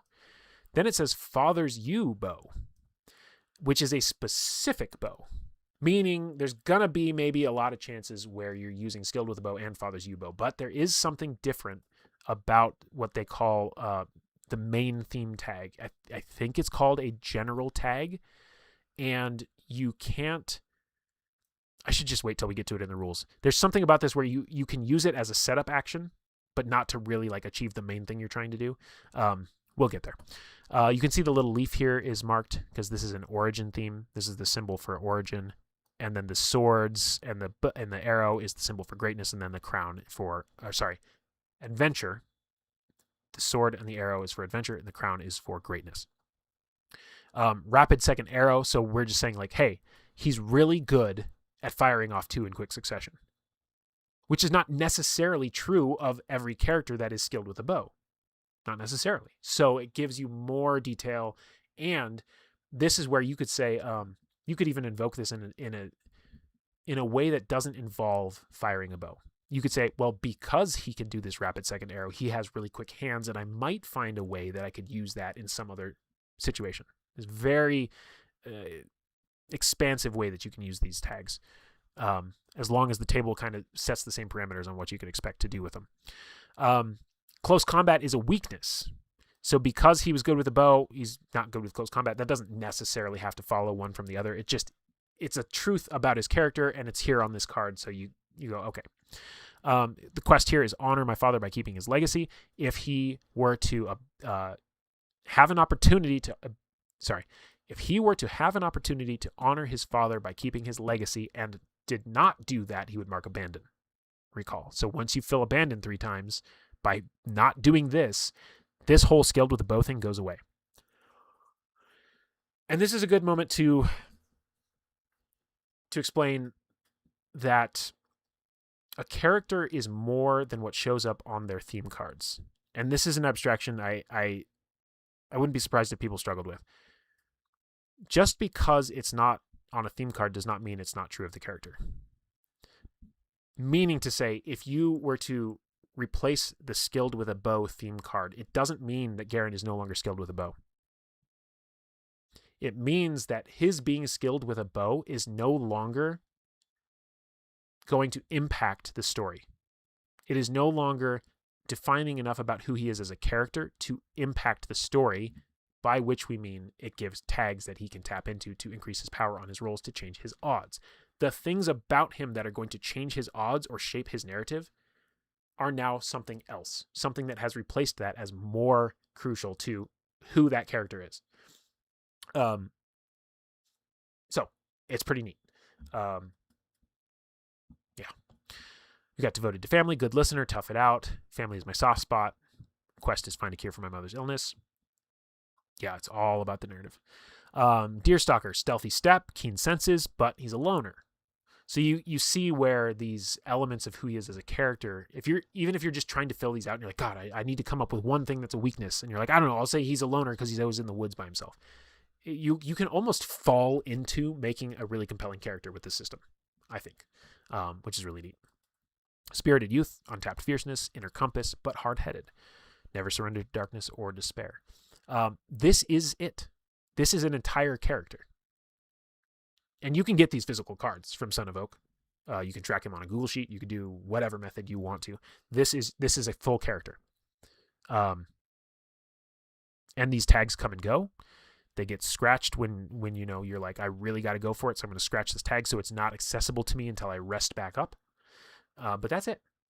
And that's I feel really elegant, and you can do a lot of very diverse things with these theme cards. There are probably 100 pages in this reference document dedicated just to filling these things out. And I don't know if we'll get to this page tonight, but there's a page that's like, and you can do that way. You can go through all these questionnaires. There's like 30, 40 pages of questionnaires that you can ask to prompt, like, who is this character? But it also says, or you can just make it up, which I love. Because having explained to you what I just explained to you, you could make a character in this system. You don't even need any more rules pages. Just take a screenshot of this, and you can make a character in Legend of the Mist. Pepper says, I like that it's also a self-correcting character creation system because if you don't like a theme you picked at the beginning, you can just abandon it and pick something more interesting. Yeah, you are in control. And that is also why it is really important that the narrator is giving the players options to choose abandon. If you are not testing their quests, then they can't dump this theme. And you could say, okay, it's not working out. Just like playing any game. I'm playing Pathfinder, and I built my character up to level 4, and I'm like, it's not mechanically working the way that I thought. Can I just do a rebuild? And they go, sure. You can do that in any game. You can just rebuild it. But it gives you an avenue where it's like, if this isn't for you, let's explore the story, because it's been true all along that these themes are part of this character. But if you're just not feeling it, or you're like, I want this character to go in a different way, let me give you actual anecdotes in the story of this character that will allow you to turn from that and actually make that more content and story to reinforce what you replace it with. No, go retrain for a week to exchange 1 feat. You can exchange 1 feat if you retrain for a week, which I actually like. It's actually good. Here's my daily shout out for New Dawn. When you have a game that actually progresses in real world time, you find that like, oh, we lingered in that scene for a week, but like I said the other day, it might take you a week to play out that scene in a play-by-post campaign, but the conversation took half an hour, and then you're like, well, now there's 7 days in between, and we want to keep things moving, so anything we create as a new scene, we're going to bump it up till now. We try and start in the now and always be looking forward. So then you're like, yeah, I've got 7 days there. I think I might just use those to retrain this feat, and it's just done. It's just a done deal. So it's another fun bonus of that campaign. People coming in and watching this later on, New Dawn is our mega Pathfinder 2 play-by-post campaign that's run on a different server that a lot of me and my friends are in. Oh, Pepper. Be careful. Be careful what you say. I might have to hold you to that, Pepper. That'll be fun. All right, so we're going to go into more definition on these theme cards. A theme is built around a tag that describes a major aspect of your hero. That's the big name at the top. Here we have, as an example, strong as an ox, such as their temperament, backstory, or abilities. Examples: always attentive, goat herder of milk rest, or gifted archer. Each theme has additional tags representing its title tag's minor, related, or secondary aspects. Okay, so strong as an ox, lift a heavy load, clobber a bully. Maybe tongue-tied, though. Again, the weakness tag, it does not always follow necessarily from the theme tag itself. But it is an opportunity for you to fill it out and say, well, in this character's case, it does. See, Pepper? See? They're going to find you. They're going to find you and hunt you down. It's a good time. Honestly, right now might not be a bad time to jump in because some stuff's about to go down. Just saying. Each theme has additional tags. We just said that. Theme type. Okay, here we go. This is the first that it's been mentioned in the rules yet. Each of a hero's themes has a type which gives general guidance to its nature and how it develops. There are 20 theme types divided into the 3 might categories, which are explained later. I will tell you, I was surprised as they were developing this and releasing it. I was surprised that they codified them into a very prescriptive, these are the 20 that you choose from. I think I would choose to use those as examples, and if they fit, great. But that is such an open concept for developing new things, which is what Son of Oak does. If you look at their City of Mist line, they have the core rulebook, and then they have all sorts of expansions that do all sorts of other neat things and give you tons and tons and tons and tons and tons of examples. But they've made such a beautiful like Lego set system here, where as long as you understand what the theme type does, you can create your own. So you can take a lot of creativity into this bad boy. Yes, that is true. Each type does have its own advancement options. I think there's 5 or 6 for each one. And is that when you feel promise, Pepper, that you pick those as one of the options? Moment of fulfillment or something? There's a lot of concepts that build out how progression works that we won't hit them today. No chance. But yeah, they do have some prescriptive things you can choose. So, origin themes. Again, we're thinking Bilbo Baggins. Describe your background and beginnings, who you are as an individual. They are circumstance, devotion, past, people, personality, skill or trade, and trait. With improve. Okay, got it. Yeah. Promise is like the... Yeah, anyway. I'm just going to get it wrong if I keep talking. Adventure themes describe what makes you a hero that stands out from the crowd, someone unique with the power to explore and impact a greater, more dangerous world. They are duty, influence, knowledge, prodigious ability, relic, and uncanny being. Greatness themes describe what makes you a power unto yourself, capable of shaping the course of history. These are destiny, dominion, mastery, and monstrosity. And then there are some universals that could fit into any, depending on what they describe: companion, magic, and possessions. You can have a mix and from all three categories. So you do have 4. And I guess if we take this, this is an example of it at full character. Strong as an ox as an origin. Village healer as an origin. But you've got a relic theme, the Sword of Thunder, as a greatness. Sorry, adventure. I keep skipping adventure. As an adventure tag theme. And then monstrosity dragon. So this character was turned into a dragon, or, you know, whatever. There's a story here somewhere, but that is your greatness theme in this example. Maybe this wasn't supposed to be the same character, but that's how I just read it. The village healer that turned into the dragon after claiming the Sword of Thunder. Right on. Okay, might. I am going to skip this. Might is a little tricky. But again, that was the concept of Bilbo being able to sneak around through Smaug's lair in The Hobbit. That's the simplest, most straightforward example of might. When your smallness, narrative smallness, would aid you, then it aids you. When your narrative greatness would aid you or hinder you, I think one of the examples in the book somewhere here is like the king is trying to go and mingle with the peasants, but they all recognize him as the king. So anything he tries to do, he can't actually like sneak by and get it done. Everybody recognizes him as the king, and so his greatness is an unfavorable and reduces roles he might make in such a situation. I haven't mentioned this at all, surprisingly. A lot of this might system, even though we're not going to go into it, was designed so that you could tell stories that had Frodo and Gandalf in the same party. And they made that example all throughout their materials as they were pitching the game, backing the game, designing the game.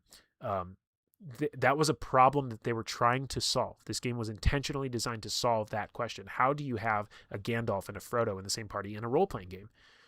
You can't effectively do that in a lot of other role-playing games unless you're just like, hey, you know what? You're a wizard character and you're 10 levels ahead of everybody else, and we're just going to kind of see what happens.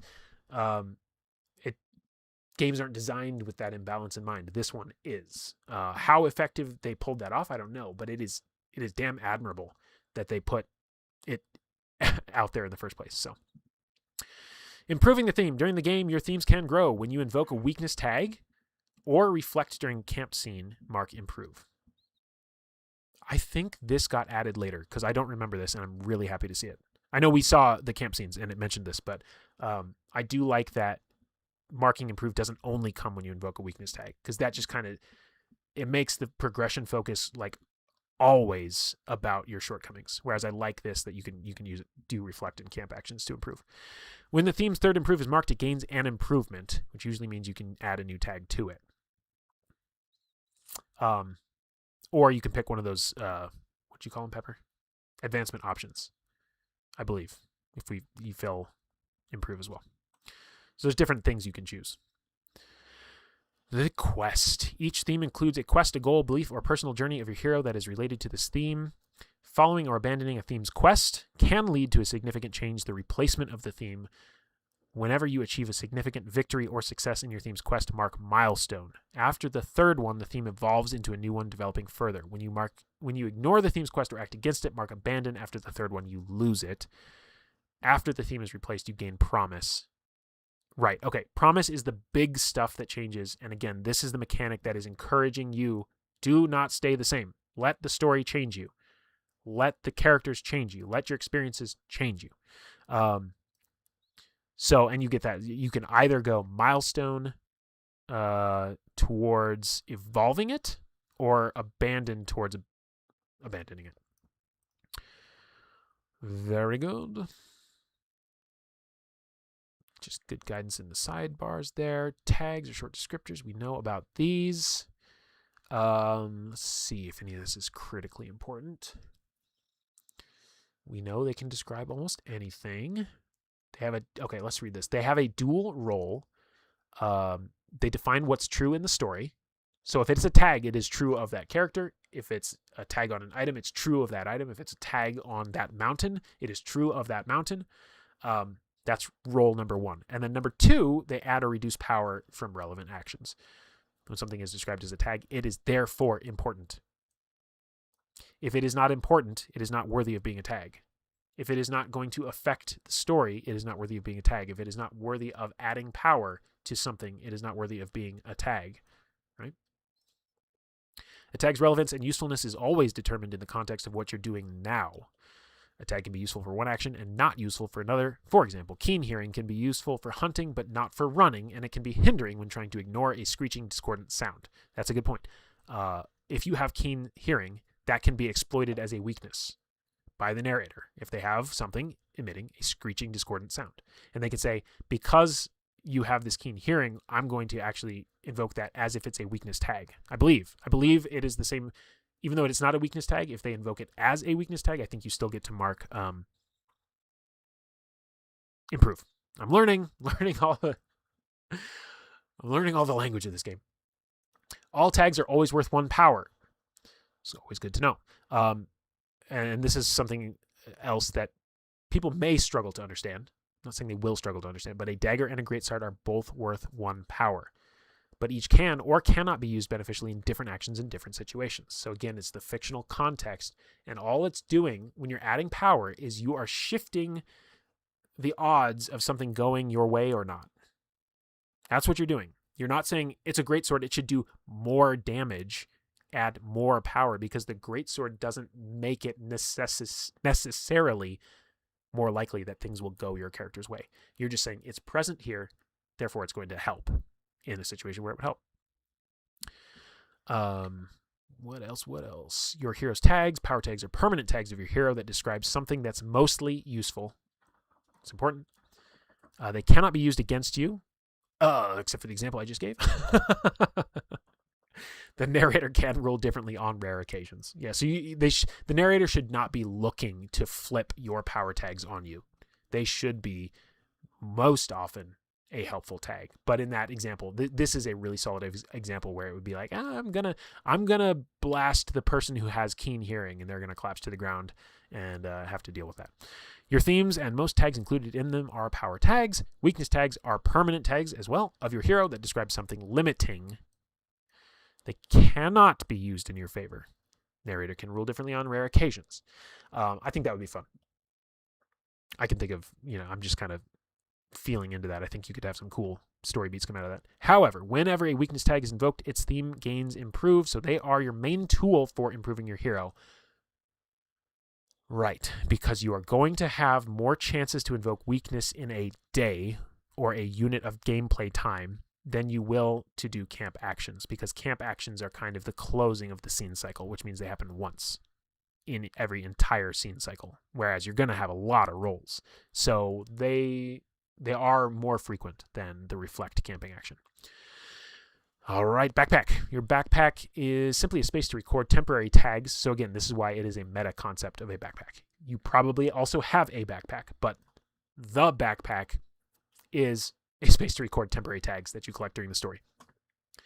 Especially those representing items you have packed for the journey, but also anything you have prepared. For example, songs you practiced or incantations you memorized. Magic I think magic has its own many separate chapters in this document, because they go into great detail and even give you guidance on how to create your own magic system, which is one of the coolest things they added. I think that was a stretch goal. They said, hey, in addition to giving you a couple template magic systems that you can use, we are also going to basically release our development document, formalizing it into the book itself so that you can make your own magic systems. It's really robust. I do recall that. You begin the game with one story tag in your backpack. Your hero may be carrying other things, but as long as they are not represented by a tag, their importance and ability to shape the story is up to the narrator. It doesn't mean you don't have them. it means you can't use them to add mechanical power to your 2d6 roll. It doesn't mean you can't still describe using them. They just don't add to the math. There's a difference there. Yeah, I do recall that. That there is a 5e conversion. Yeah. I never looked at it because I've never read anything 5e, so I don't know. I don't know the first thing about 5e. Scratch tags. A scratch power tag becomes unavailable. Recovering a tag typically requires taking an action or a good rest. Camping and sojourns. A scratch story tag is removed. Weakness tags cannot usually be scratched. To mark a tag as scratched, circle its icon, erase the circle when the tag is recovered. Let's go back up so we can show you what they mean. This guy right here. This little, sorry, it's not highlighting. Oh, that's not highlighting either. Anyway, the little scratch marks that we've seen throughout the book, you circle that to let you know that it's scratched out. I think they changed that because they don't want you drawing a line through the thing and then erasing it and drawing a line through it again and erasing it.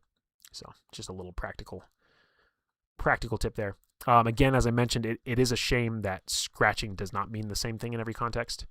Scratching a power tag does something different than scratching a story tag, which does something different than the other third example we had earlier. So that's just a shame, but it's all right. Hero creation. You can create any hero you can dream of by describing them with tags. Here we go. Here are the 3. I think they really love the number 3. Son of Oak.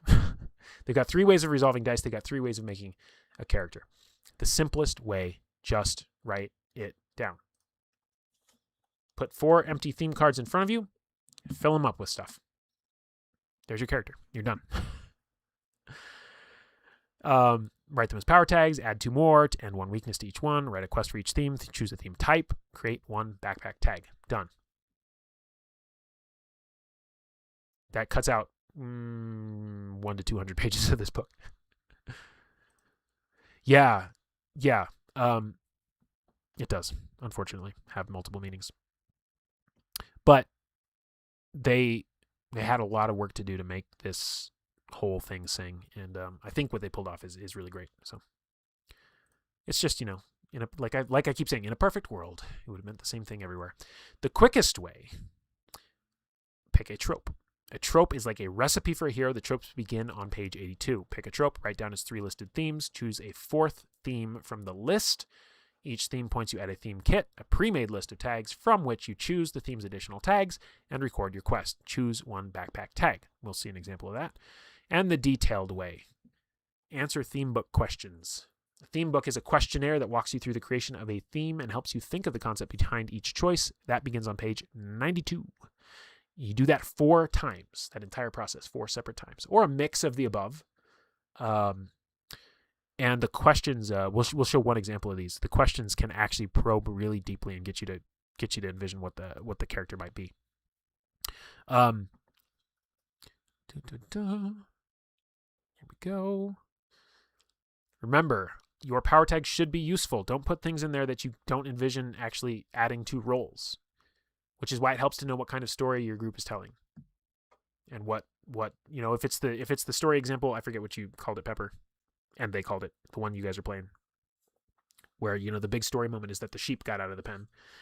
Then you could probably get away with some less over the top tags than if you're doing high epic fantasy. Your weakness tag should be limiting. Ask yourself as you're putting them together, what kinds of actions would this hinder? You want your weakness tag to come up because, again, that's how you get to mark improve. What problems would it cause? Your tags, especially the title of each theme, should match the might of their theme. Yeah. Your quest should be clear. This is like, it should almost be a SMART goal. Right on, man. Thanks for hanging out. I think, oh wow, I've rambled longer than I thought, but I probably only have we might wrap up at 15 minutes from now. We'll see how far we get and if we have a nice end point. But good to see you. Your quest should be clear. Your wish, it could be a wish, something you aspire to, your truth, your home, your question. Ask yourself what could be a milestone for this quest. What kind of actions would be considered abandoning this quest? So it's really good that they spelled this out here because there are quite a few moving parts to this. even though I say, hey, look, a character is as simple as these 4 cards, understanding how they interact and how they're actually going to feel the tension in the game is crucially important to actually getting the benefits from engaging with them. So yeah, when you're thinking of a quest, you want something that's going to have iterative steps to it so that you can mark milestone. You also want to have something that you could envision abandoning. Because again, the GM, the narrator, should be pushing on that lever for you. And also, it does give you a backdoor to get out of that theme if the story is going in such a way where you're like, maybe I want to explore what it means that this character is abandoning their strong relationship with their sister. And that gives me a direction to storytell. And if you don't have something that you can reasonably abandon, you'll never experience that side of the game. So hopefully that makes sense. Pepper, your group is more than half origin themes. There's one greatness in there. Yeah. What's the greatness theme in your low stakes game? Like, I don't know. Because I thought you were going to say adventure, but no, you said a greatness theme. You and the narrator must have an understanding about your tags and quests. Agree in advance on what each means. So this is, match expectations. And this is kind of like I mentioned the other day when we were reading Pumpkin Spice about the medium and how there's like some concealed information and it tells you like, hey, it might not be as clear as it seems. You want to communicate that above the table. You want to make sure everybody's on the same page. Wielder of the Demon Blade. Yeah. I love that. Take a really high-powered item and throw it into a little rustic fantasy thing. That's great. Oh, that's so anime, Pepper. I love it. What else we got here? Note which tags are broad and which are specific. Tags like clever or wizard or rich are broad, meaning they can be used in a wide variety of situations and actions. Because of this, they usually require an extra action to use. Okay, so this is that rule I was talking about earlier, this concept of indirect tags and prep actions. If you have something that is so generic as, well, it says clever here, but like real smart. Well, you could say, oh, well, because my character's real smart. Well, because my character's real smart. Well, because my character's real smart. And you could use it in like a million ways. So this is kind of subjective. As you're creating characters, talking with the narrator, they need to be keeping an eye out for this and calling it out and saying that is something I would consider a broad tag, which means we need to put some limits on it because otherwise you're going to run away with just adding tags en masse.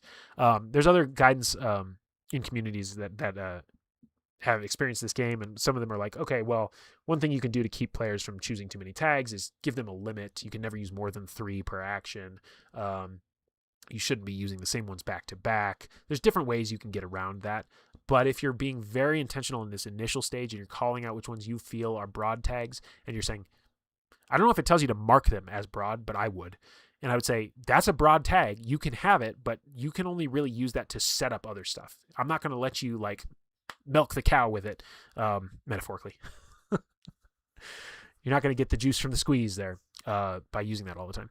Specific tags like Whirlwind Slash, a specific fighting move, or Sleeping Spell, not just spells, can be used directly but only in appropriate situations, so therefore they are more focused and reliable.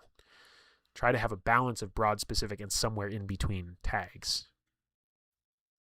The narrator may limit the number of broad tags you have. They may also deem some tags, such as lucky, as too broad to have in the game at all. Or alternatively, as inherently indirect, so that they always require an extra action to use. Your character is skilled and powerful and experienced, so I can do all the things and win the girl and raise the biggest pumpkin for the festival. Yeah. This is actually a neat little sidebar. If you want to do a classic RPG build and you want to start with something familiar, you could say use the people theme for your ancestry or race. So you could be like elf, dwarf, whatever. And then what does elf and dwarf mean to you? Put those in the specific tags. You can use a trait for your primary or best attribute. Strong. Flesh it out a little bit more. And then use a skill or trade theme for your class. Dungeon delver, thief, fighter, and circumstance for your background. So that would be a way if you have players coming from who are really steeped in and familiar with the kind of classic D&D fantasy style, then that would be a way to build out characters that they would be comfortable with. They would understand and grasp a little easier. Theme type list. The list of themes is not finite or comprehensive, and many of them overlap, looking at the same aspect from different angles. It represents the character aspects you are most likely to need when making your hero, but you can also write up your own theme types. So this is the 20 that they mentioned prior. And they do say here it's not finite or comprehensive. So again, even though these exist, they're here to support you. You can basically homebrew your own. And we'll look at one or two just to see what you would want to think of. We're not going to do that. We're not going to do this right now. These are the tropes. So this was character creation option number 2, which was kind of like the quick way. So you find okay, I generally want to be a village folk, and I'll pick the sweaty smith. And so here's a theme kit. I'm going to take blacksmith. I'm going to take strong as an ox. I'm going to take heart of gold, and then I'm going to choose one from these 3 to differentiate myself a little bit. I was always kind of wondering why they didn't just say, here are 6, choose 4 of them. And why it's these 3 always, and then choose one. Of course, you could do whatever you want. But as far as the way they presented that, I wonder what the internal playtesting was telling them. That maybe for the players for whom this would benefit, choose 4 out of 6 was like throwing people. I don't know. I'm always interested in that sort of thing from like the publishing side.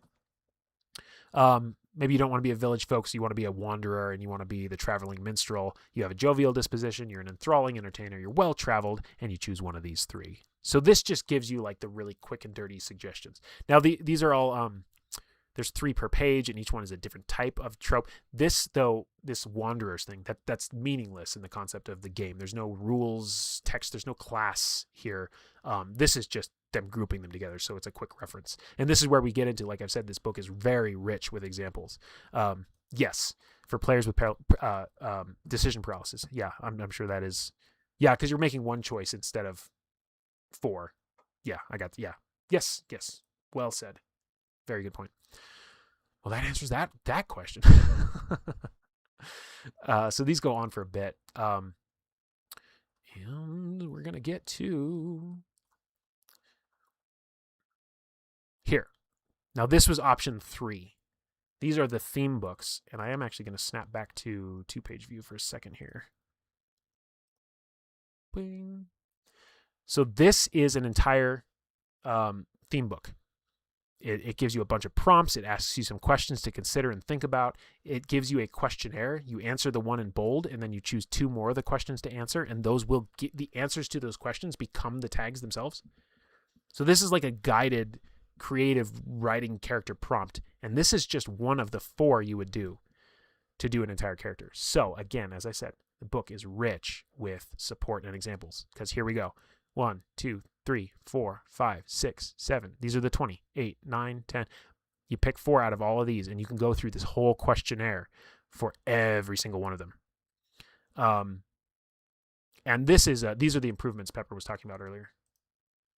So regardless of which method you choose to create a character, this highlighting is not being my friend right now.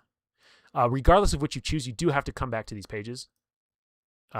Based off of, sorry, I'm all over the place. Based off of whatever actual theme you attach to the theme, because these are improvements that you can take. And this is where I mentioned these remind me of stunts from Fate, but kind of pre-written stunts where they're like, when this one situation comes up, you're uniquely enabled to do something about it, so you get a bonus or do whatever. Let's look at one. Meet it head on. Once per session, when you act against something preventing you from fulfilling your destiny, you first gain a story tag or a tier 2 status that represents your readiness. So they're kind of like little cheat codes, and you can kind of try and steer yourselves towards triggering those once per session. It's not going to be rampant and like take over the session, but every now and then you get an edge, and then you get to kind of narrate like what's happening that, is enabling you to meet it head on in that moment. Person at arms instead of man at arms. That is cool. I didn't see even where that was, but that is appreciated. That is cool. So these go on, and these pages also, play this game or don't play this game, you could use this to just create characters in any system. This is a good reference book. It's a good art book. It's a good reference book. It's a good. There's a lot to mine out of this, especially like I said, the custom magic system creation that comes later on down the pages. So much value in this product. It does go into items that you can put into your backpack, the general store. So it makes some of the work of figuring out items. It does that for you.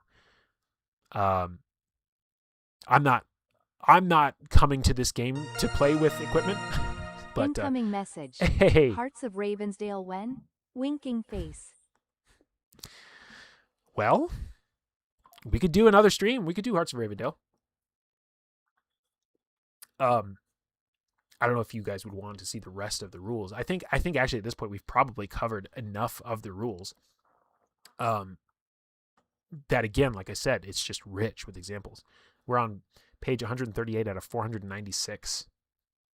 We're barely even into this because it's example. There's a lot here.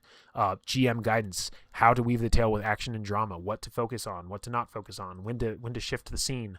I'm actually going to switch here because I'm like scrolling all over the place and it's probably giving you all whiplash, but I'm just going to flip through here and see what other kinds of things this rule set offers. There's basically additional those darkened pages, those shrouded pages that we saw early on. There's like optional, I guess you'd call them optional rule sets you can tag on. But yeah, thank you so much for the tip, Tortuga. I appreciate that. Shu, listening in the background, hitting the hey, thanks for streaming. You are welcome for me streaming. I'm glad to be here and hanging out with y'all. And like I said, I'm here to add value. I'm here to foster community and just get good people around other good people and have a good time. So Mist system update here is killer. Yeah, I didn't follow along, read with City of Mist. It intrigues me in a different way, which actually, this book right above my head, The Unwritten, this is a comic series that someday I will have to talk about because that is something I love so dearly. And it interfaces a lot with kind of similar things that City of Mist does. The aspect of like, what does it mean to imbue the power of story into another entity? I don't know. It's hard to describe. This game is so ripe from going any kind of direction. Yes. The framework here. And then I keep referring to, I believe that there is a system within this system that just takes all of this additional layers that you can mine for really rich experiences.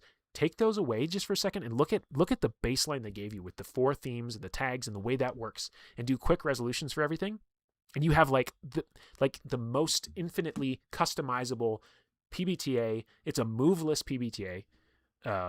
If for those of you not familiar, I think most of my audience is, but a lot of Powered by the Apocalypse games have what are called moves, and they are kind of the game's way of telling you this is the kind of story we're going to tell. So when this situation comes up, this move triggers in this fiction and things happen. And so you kind of have to juggle the theme expectations of what this particular Powered by the Apocalypse game is aiming at. This game does not have moves. It's not telling you what kind of story you have to tell. It's saying, hey, this is really great for rustic fantasy. And in its text, it's like, you can do any fantasy story with this thing. And I also think that I'm going to be very tempted to pull out Legend in the Stars out of this. Because what about anything we've seen so far could not be adapted to any genre? As far as that skeleton, that underneath, that underpinning. Yeah. It's great. Your players threw you completely off both sessions so far, and it's great. Yeah, I mean, I haven't seen it in play. I can only imagine what kinds of things that this might enable people to tell stories with. So, Thaddeus says, once you realize that Rustic Fantasy is the pre-installed paint coat, yes, and that you can add on your own paint coat, the game really opens up. Yeah. Fate has come up a couple times in the stream so far, and yeah, the creators were aware of Fate, even though they say that wasn't one of their primary inspirations, but definitely. Yeah. So I am gonna continue to just kind of scroll through and see if there's anything else I really want to add today.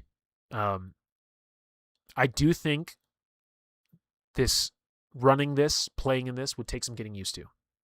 I also think if you got good at it and you had a group who's committed to actually learning it and really mining it for what it's worth, I think it has incredible storytelling potential.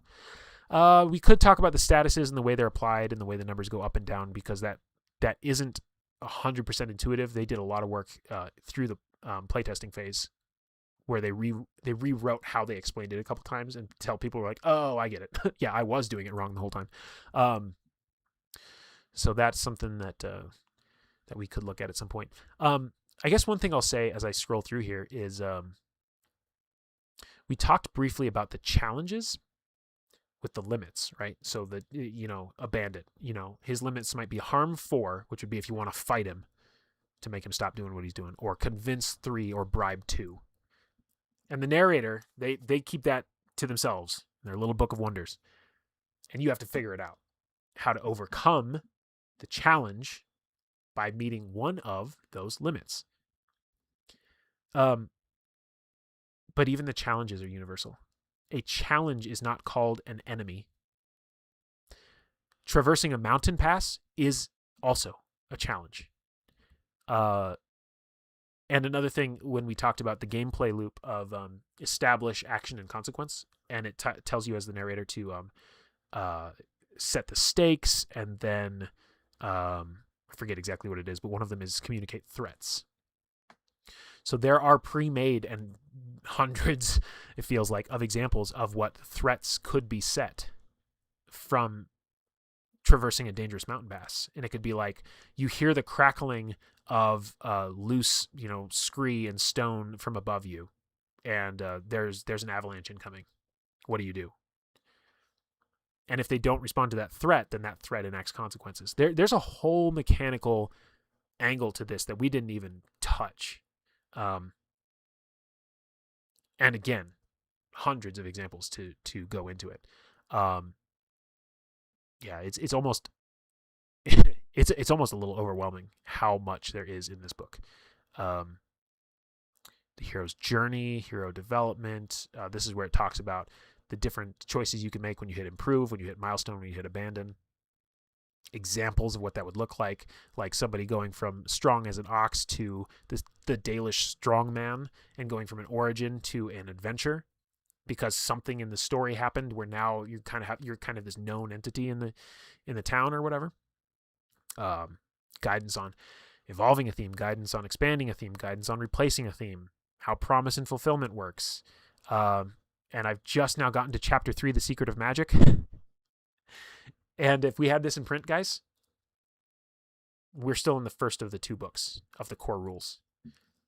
And again, it's not rules, it's examples, it's guidance, it's tone, it's really rich. It's probably richer than it needs to be. Again, that's why I keep saying I think there's a 10 to 15 page rule set in here that you could pull out and really have a lightweight, quick thing. Examples, quest examples, magical actions, different ways of magic, alchemy and herbalism versus fey patronage versus land shaping, runic invocation. So much, and you've seen the art throughout so far. That just continues to be hit after hit after hit. It's great. It's a great product. I don't even know how long it would take to really wrap your arms around this whole thing. And I wouldn't be surprised if Son of Oak is already working on supplement books for this before anybody's even fully got their head around it. Not to mention, again, like you guys were saying, the Hearts of Ravendale, which is the setting book, the official setting, finished today and was provided to backers. So that's another whole PDF I haven't even looked at. And that has in it specific themes, specific tropes, specific guidebooks, specific ways of magic that are tied into the story that they thought that they would tell with this game. None of this so far today has been the official setting. None of it. It's a lot. It is a lot. There's an appendix with a glossary, thank God, because there is a lot of language to describe how this works. Examples of play in the back. And there, I just finally got to the end of Volume 1. Core Book Volume 2 is the narrator, and it's all of the GM advice. It's crazy. And I think, did they do another comic in the beginning of this one? No, they do have a comic in the beginning of the Hearts of Ravendale, though. I don't think it's a playthrough comic, but it's a tone setting comic. So I'm going to call it there because you can't hold all of this in your brain. Yeah, Pepper said it was over 300, 400. Yeah, there is so much here. Let's see. Go back and chat. You guys have been chatting away. How would Otherscape translate to the stars? I don't think it. It might if you got clever with it. So, something's happening. Incoming message. I would love to see some more Lit M exploration. All right, Thaddeus. All right, thank you for the tip. Yeah, we'll consider looking at it some more. I'm gonna have to process what we just went through tonight. It's like eating the richest chocolate cake of your life, and you're just like, I just can't anymore. Just give me a break, please. But we'll definitely come back around to it for sure. Especially because I do plan to either play it or run it or play it solo or something, just to experience the tag system basically. So yeah, Otherscape. So Son of Oak has 3 main lines of game: City of Mist, which is a crime noir situation where you have a mythos and a self, and they're kind of at war with one another, which is really cool concept.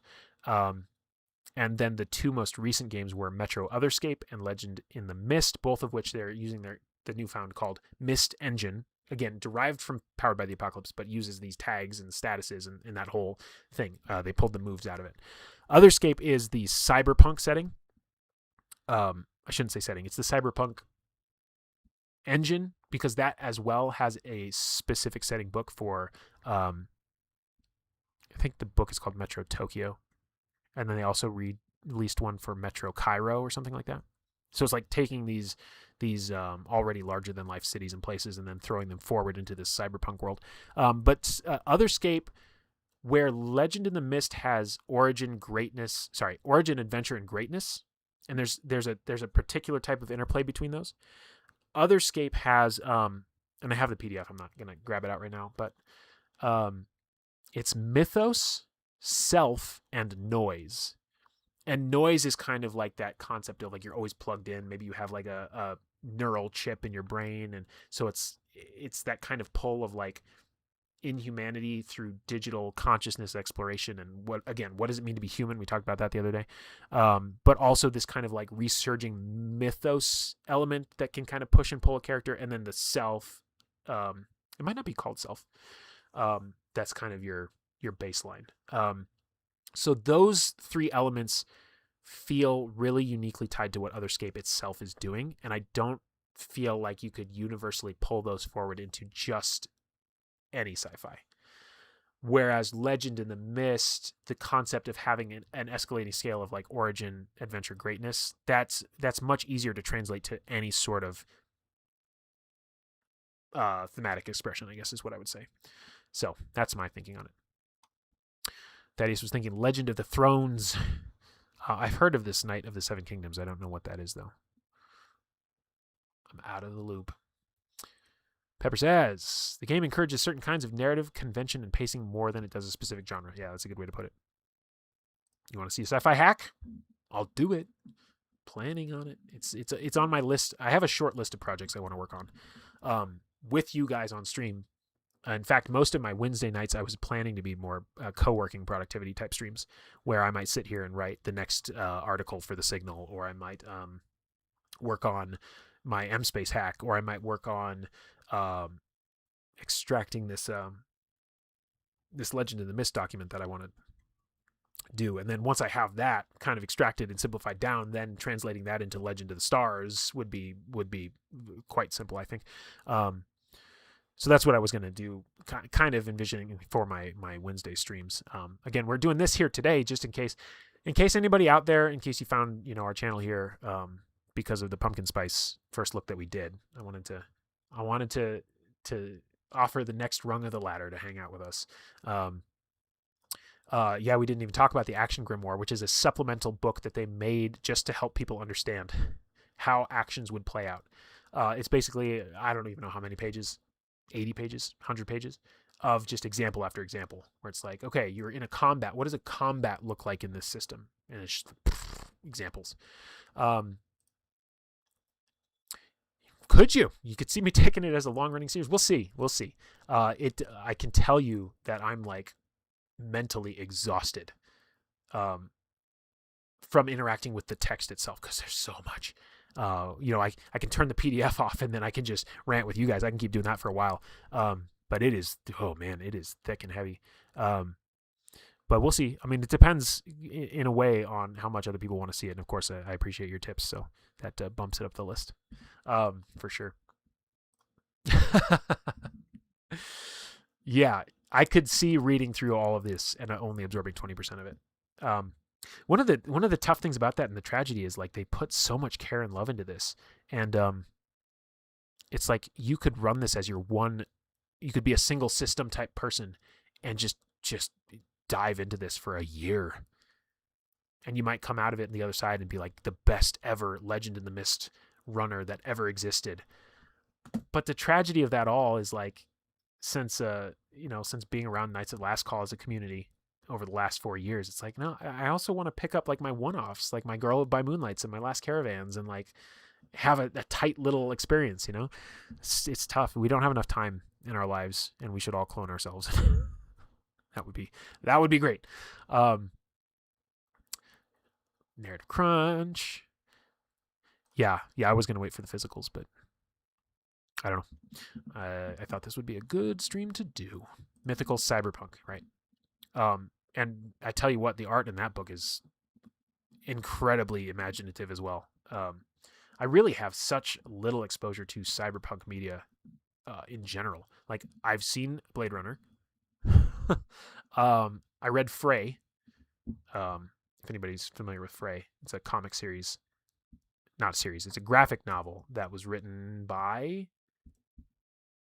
I think it was written by Joss Whedon and or his family or his creative team. And I don't want to spoil it, so I won't, but cyberpunk vampires.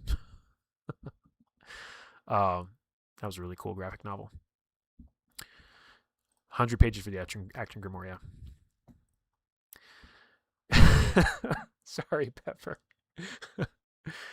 I should really have been prepping for my Lidum game tomorrow. Well, I mean, you could have been watching a completely unrelated stream.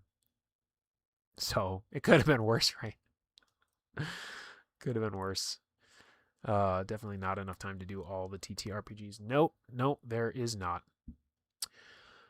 Oh, well, goodness gracious. What a good time.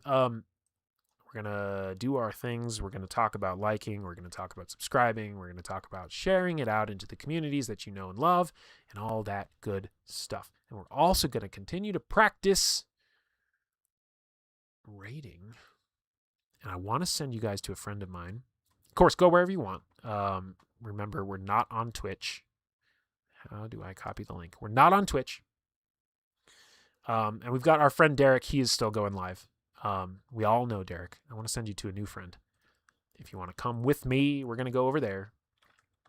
And we're just going to say something simple like London Raid. Haha. This is the manual raid process. Again, these are friends that I've spent time with over the last year through a very difficult time. They've been there for me. They've listened to me whine and complain. I try not to be a huge downer, but they've been great supports and distractions, and they've humored my sense of humor, which is questionable at best. So I'm going to head over there. I'm going to hang out with Vice Capitan, good friend of mine. And I would appreciate you guys coming over with me as well, even if you can just pop in and say hi and then immediately leave. We want to support our friends because they support us. So with that said, I'm going to switch it on over to the ending stream screen, and we're going to go check in with Vice and see how he's doing. He's playing Warframe, a game I know nothing about, but is currently all the rage in this circle of friends. So let's go say hi to him. If you would come with me, I'd greatly appreciate it. And with that said, thank you all so much. Have a great evening, and we will see you again on London Station. Take care.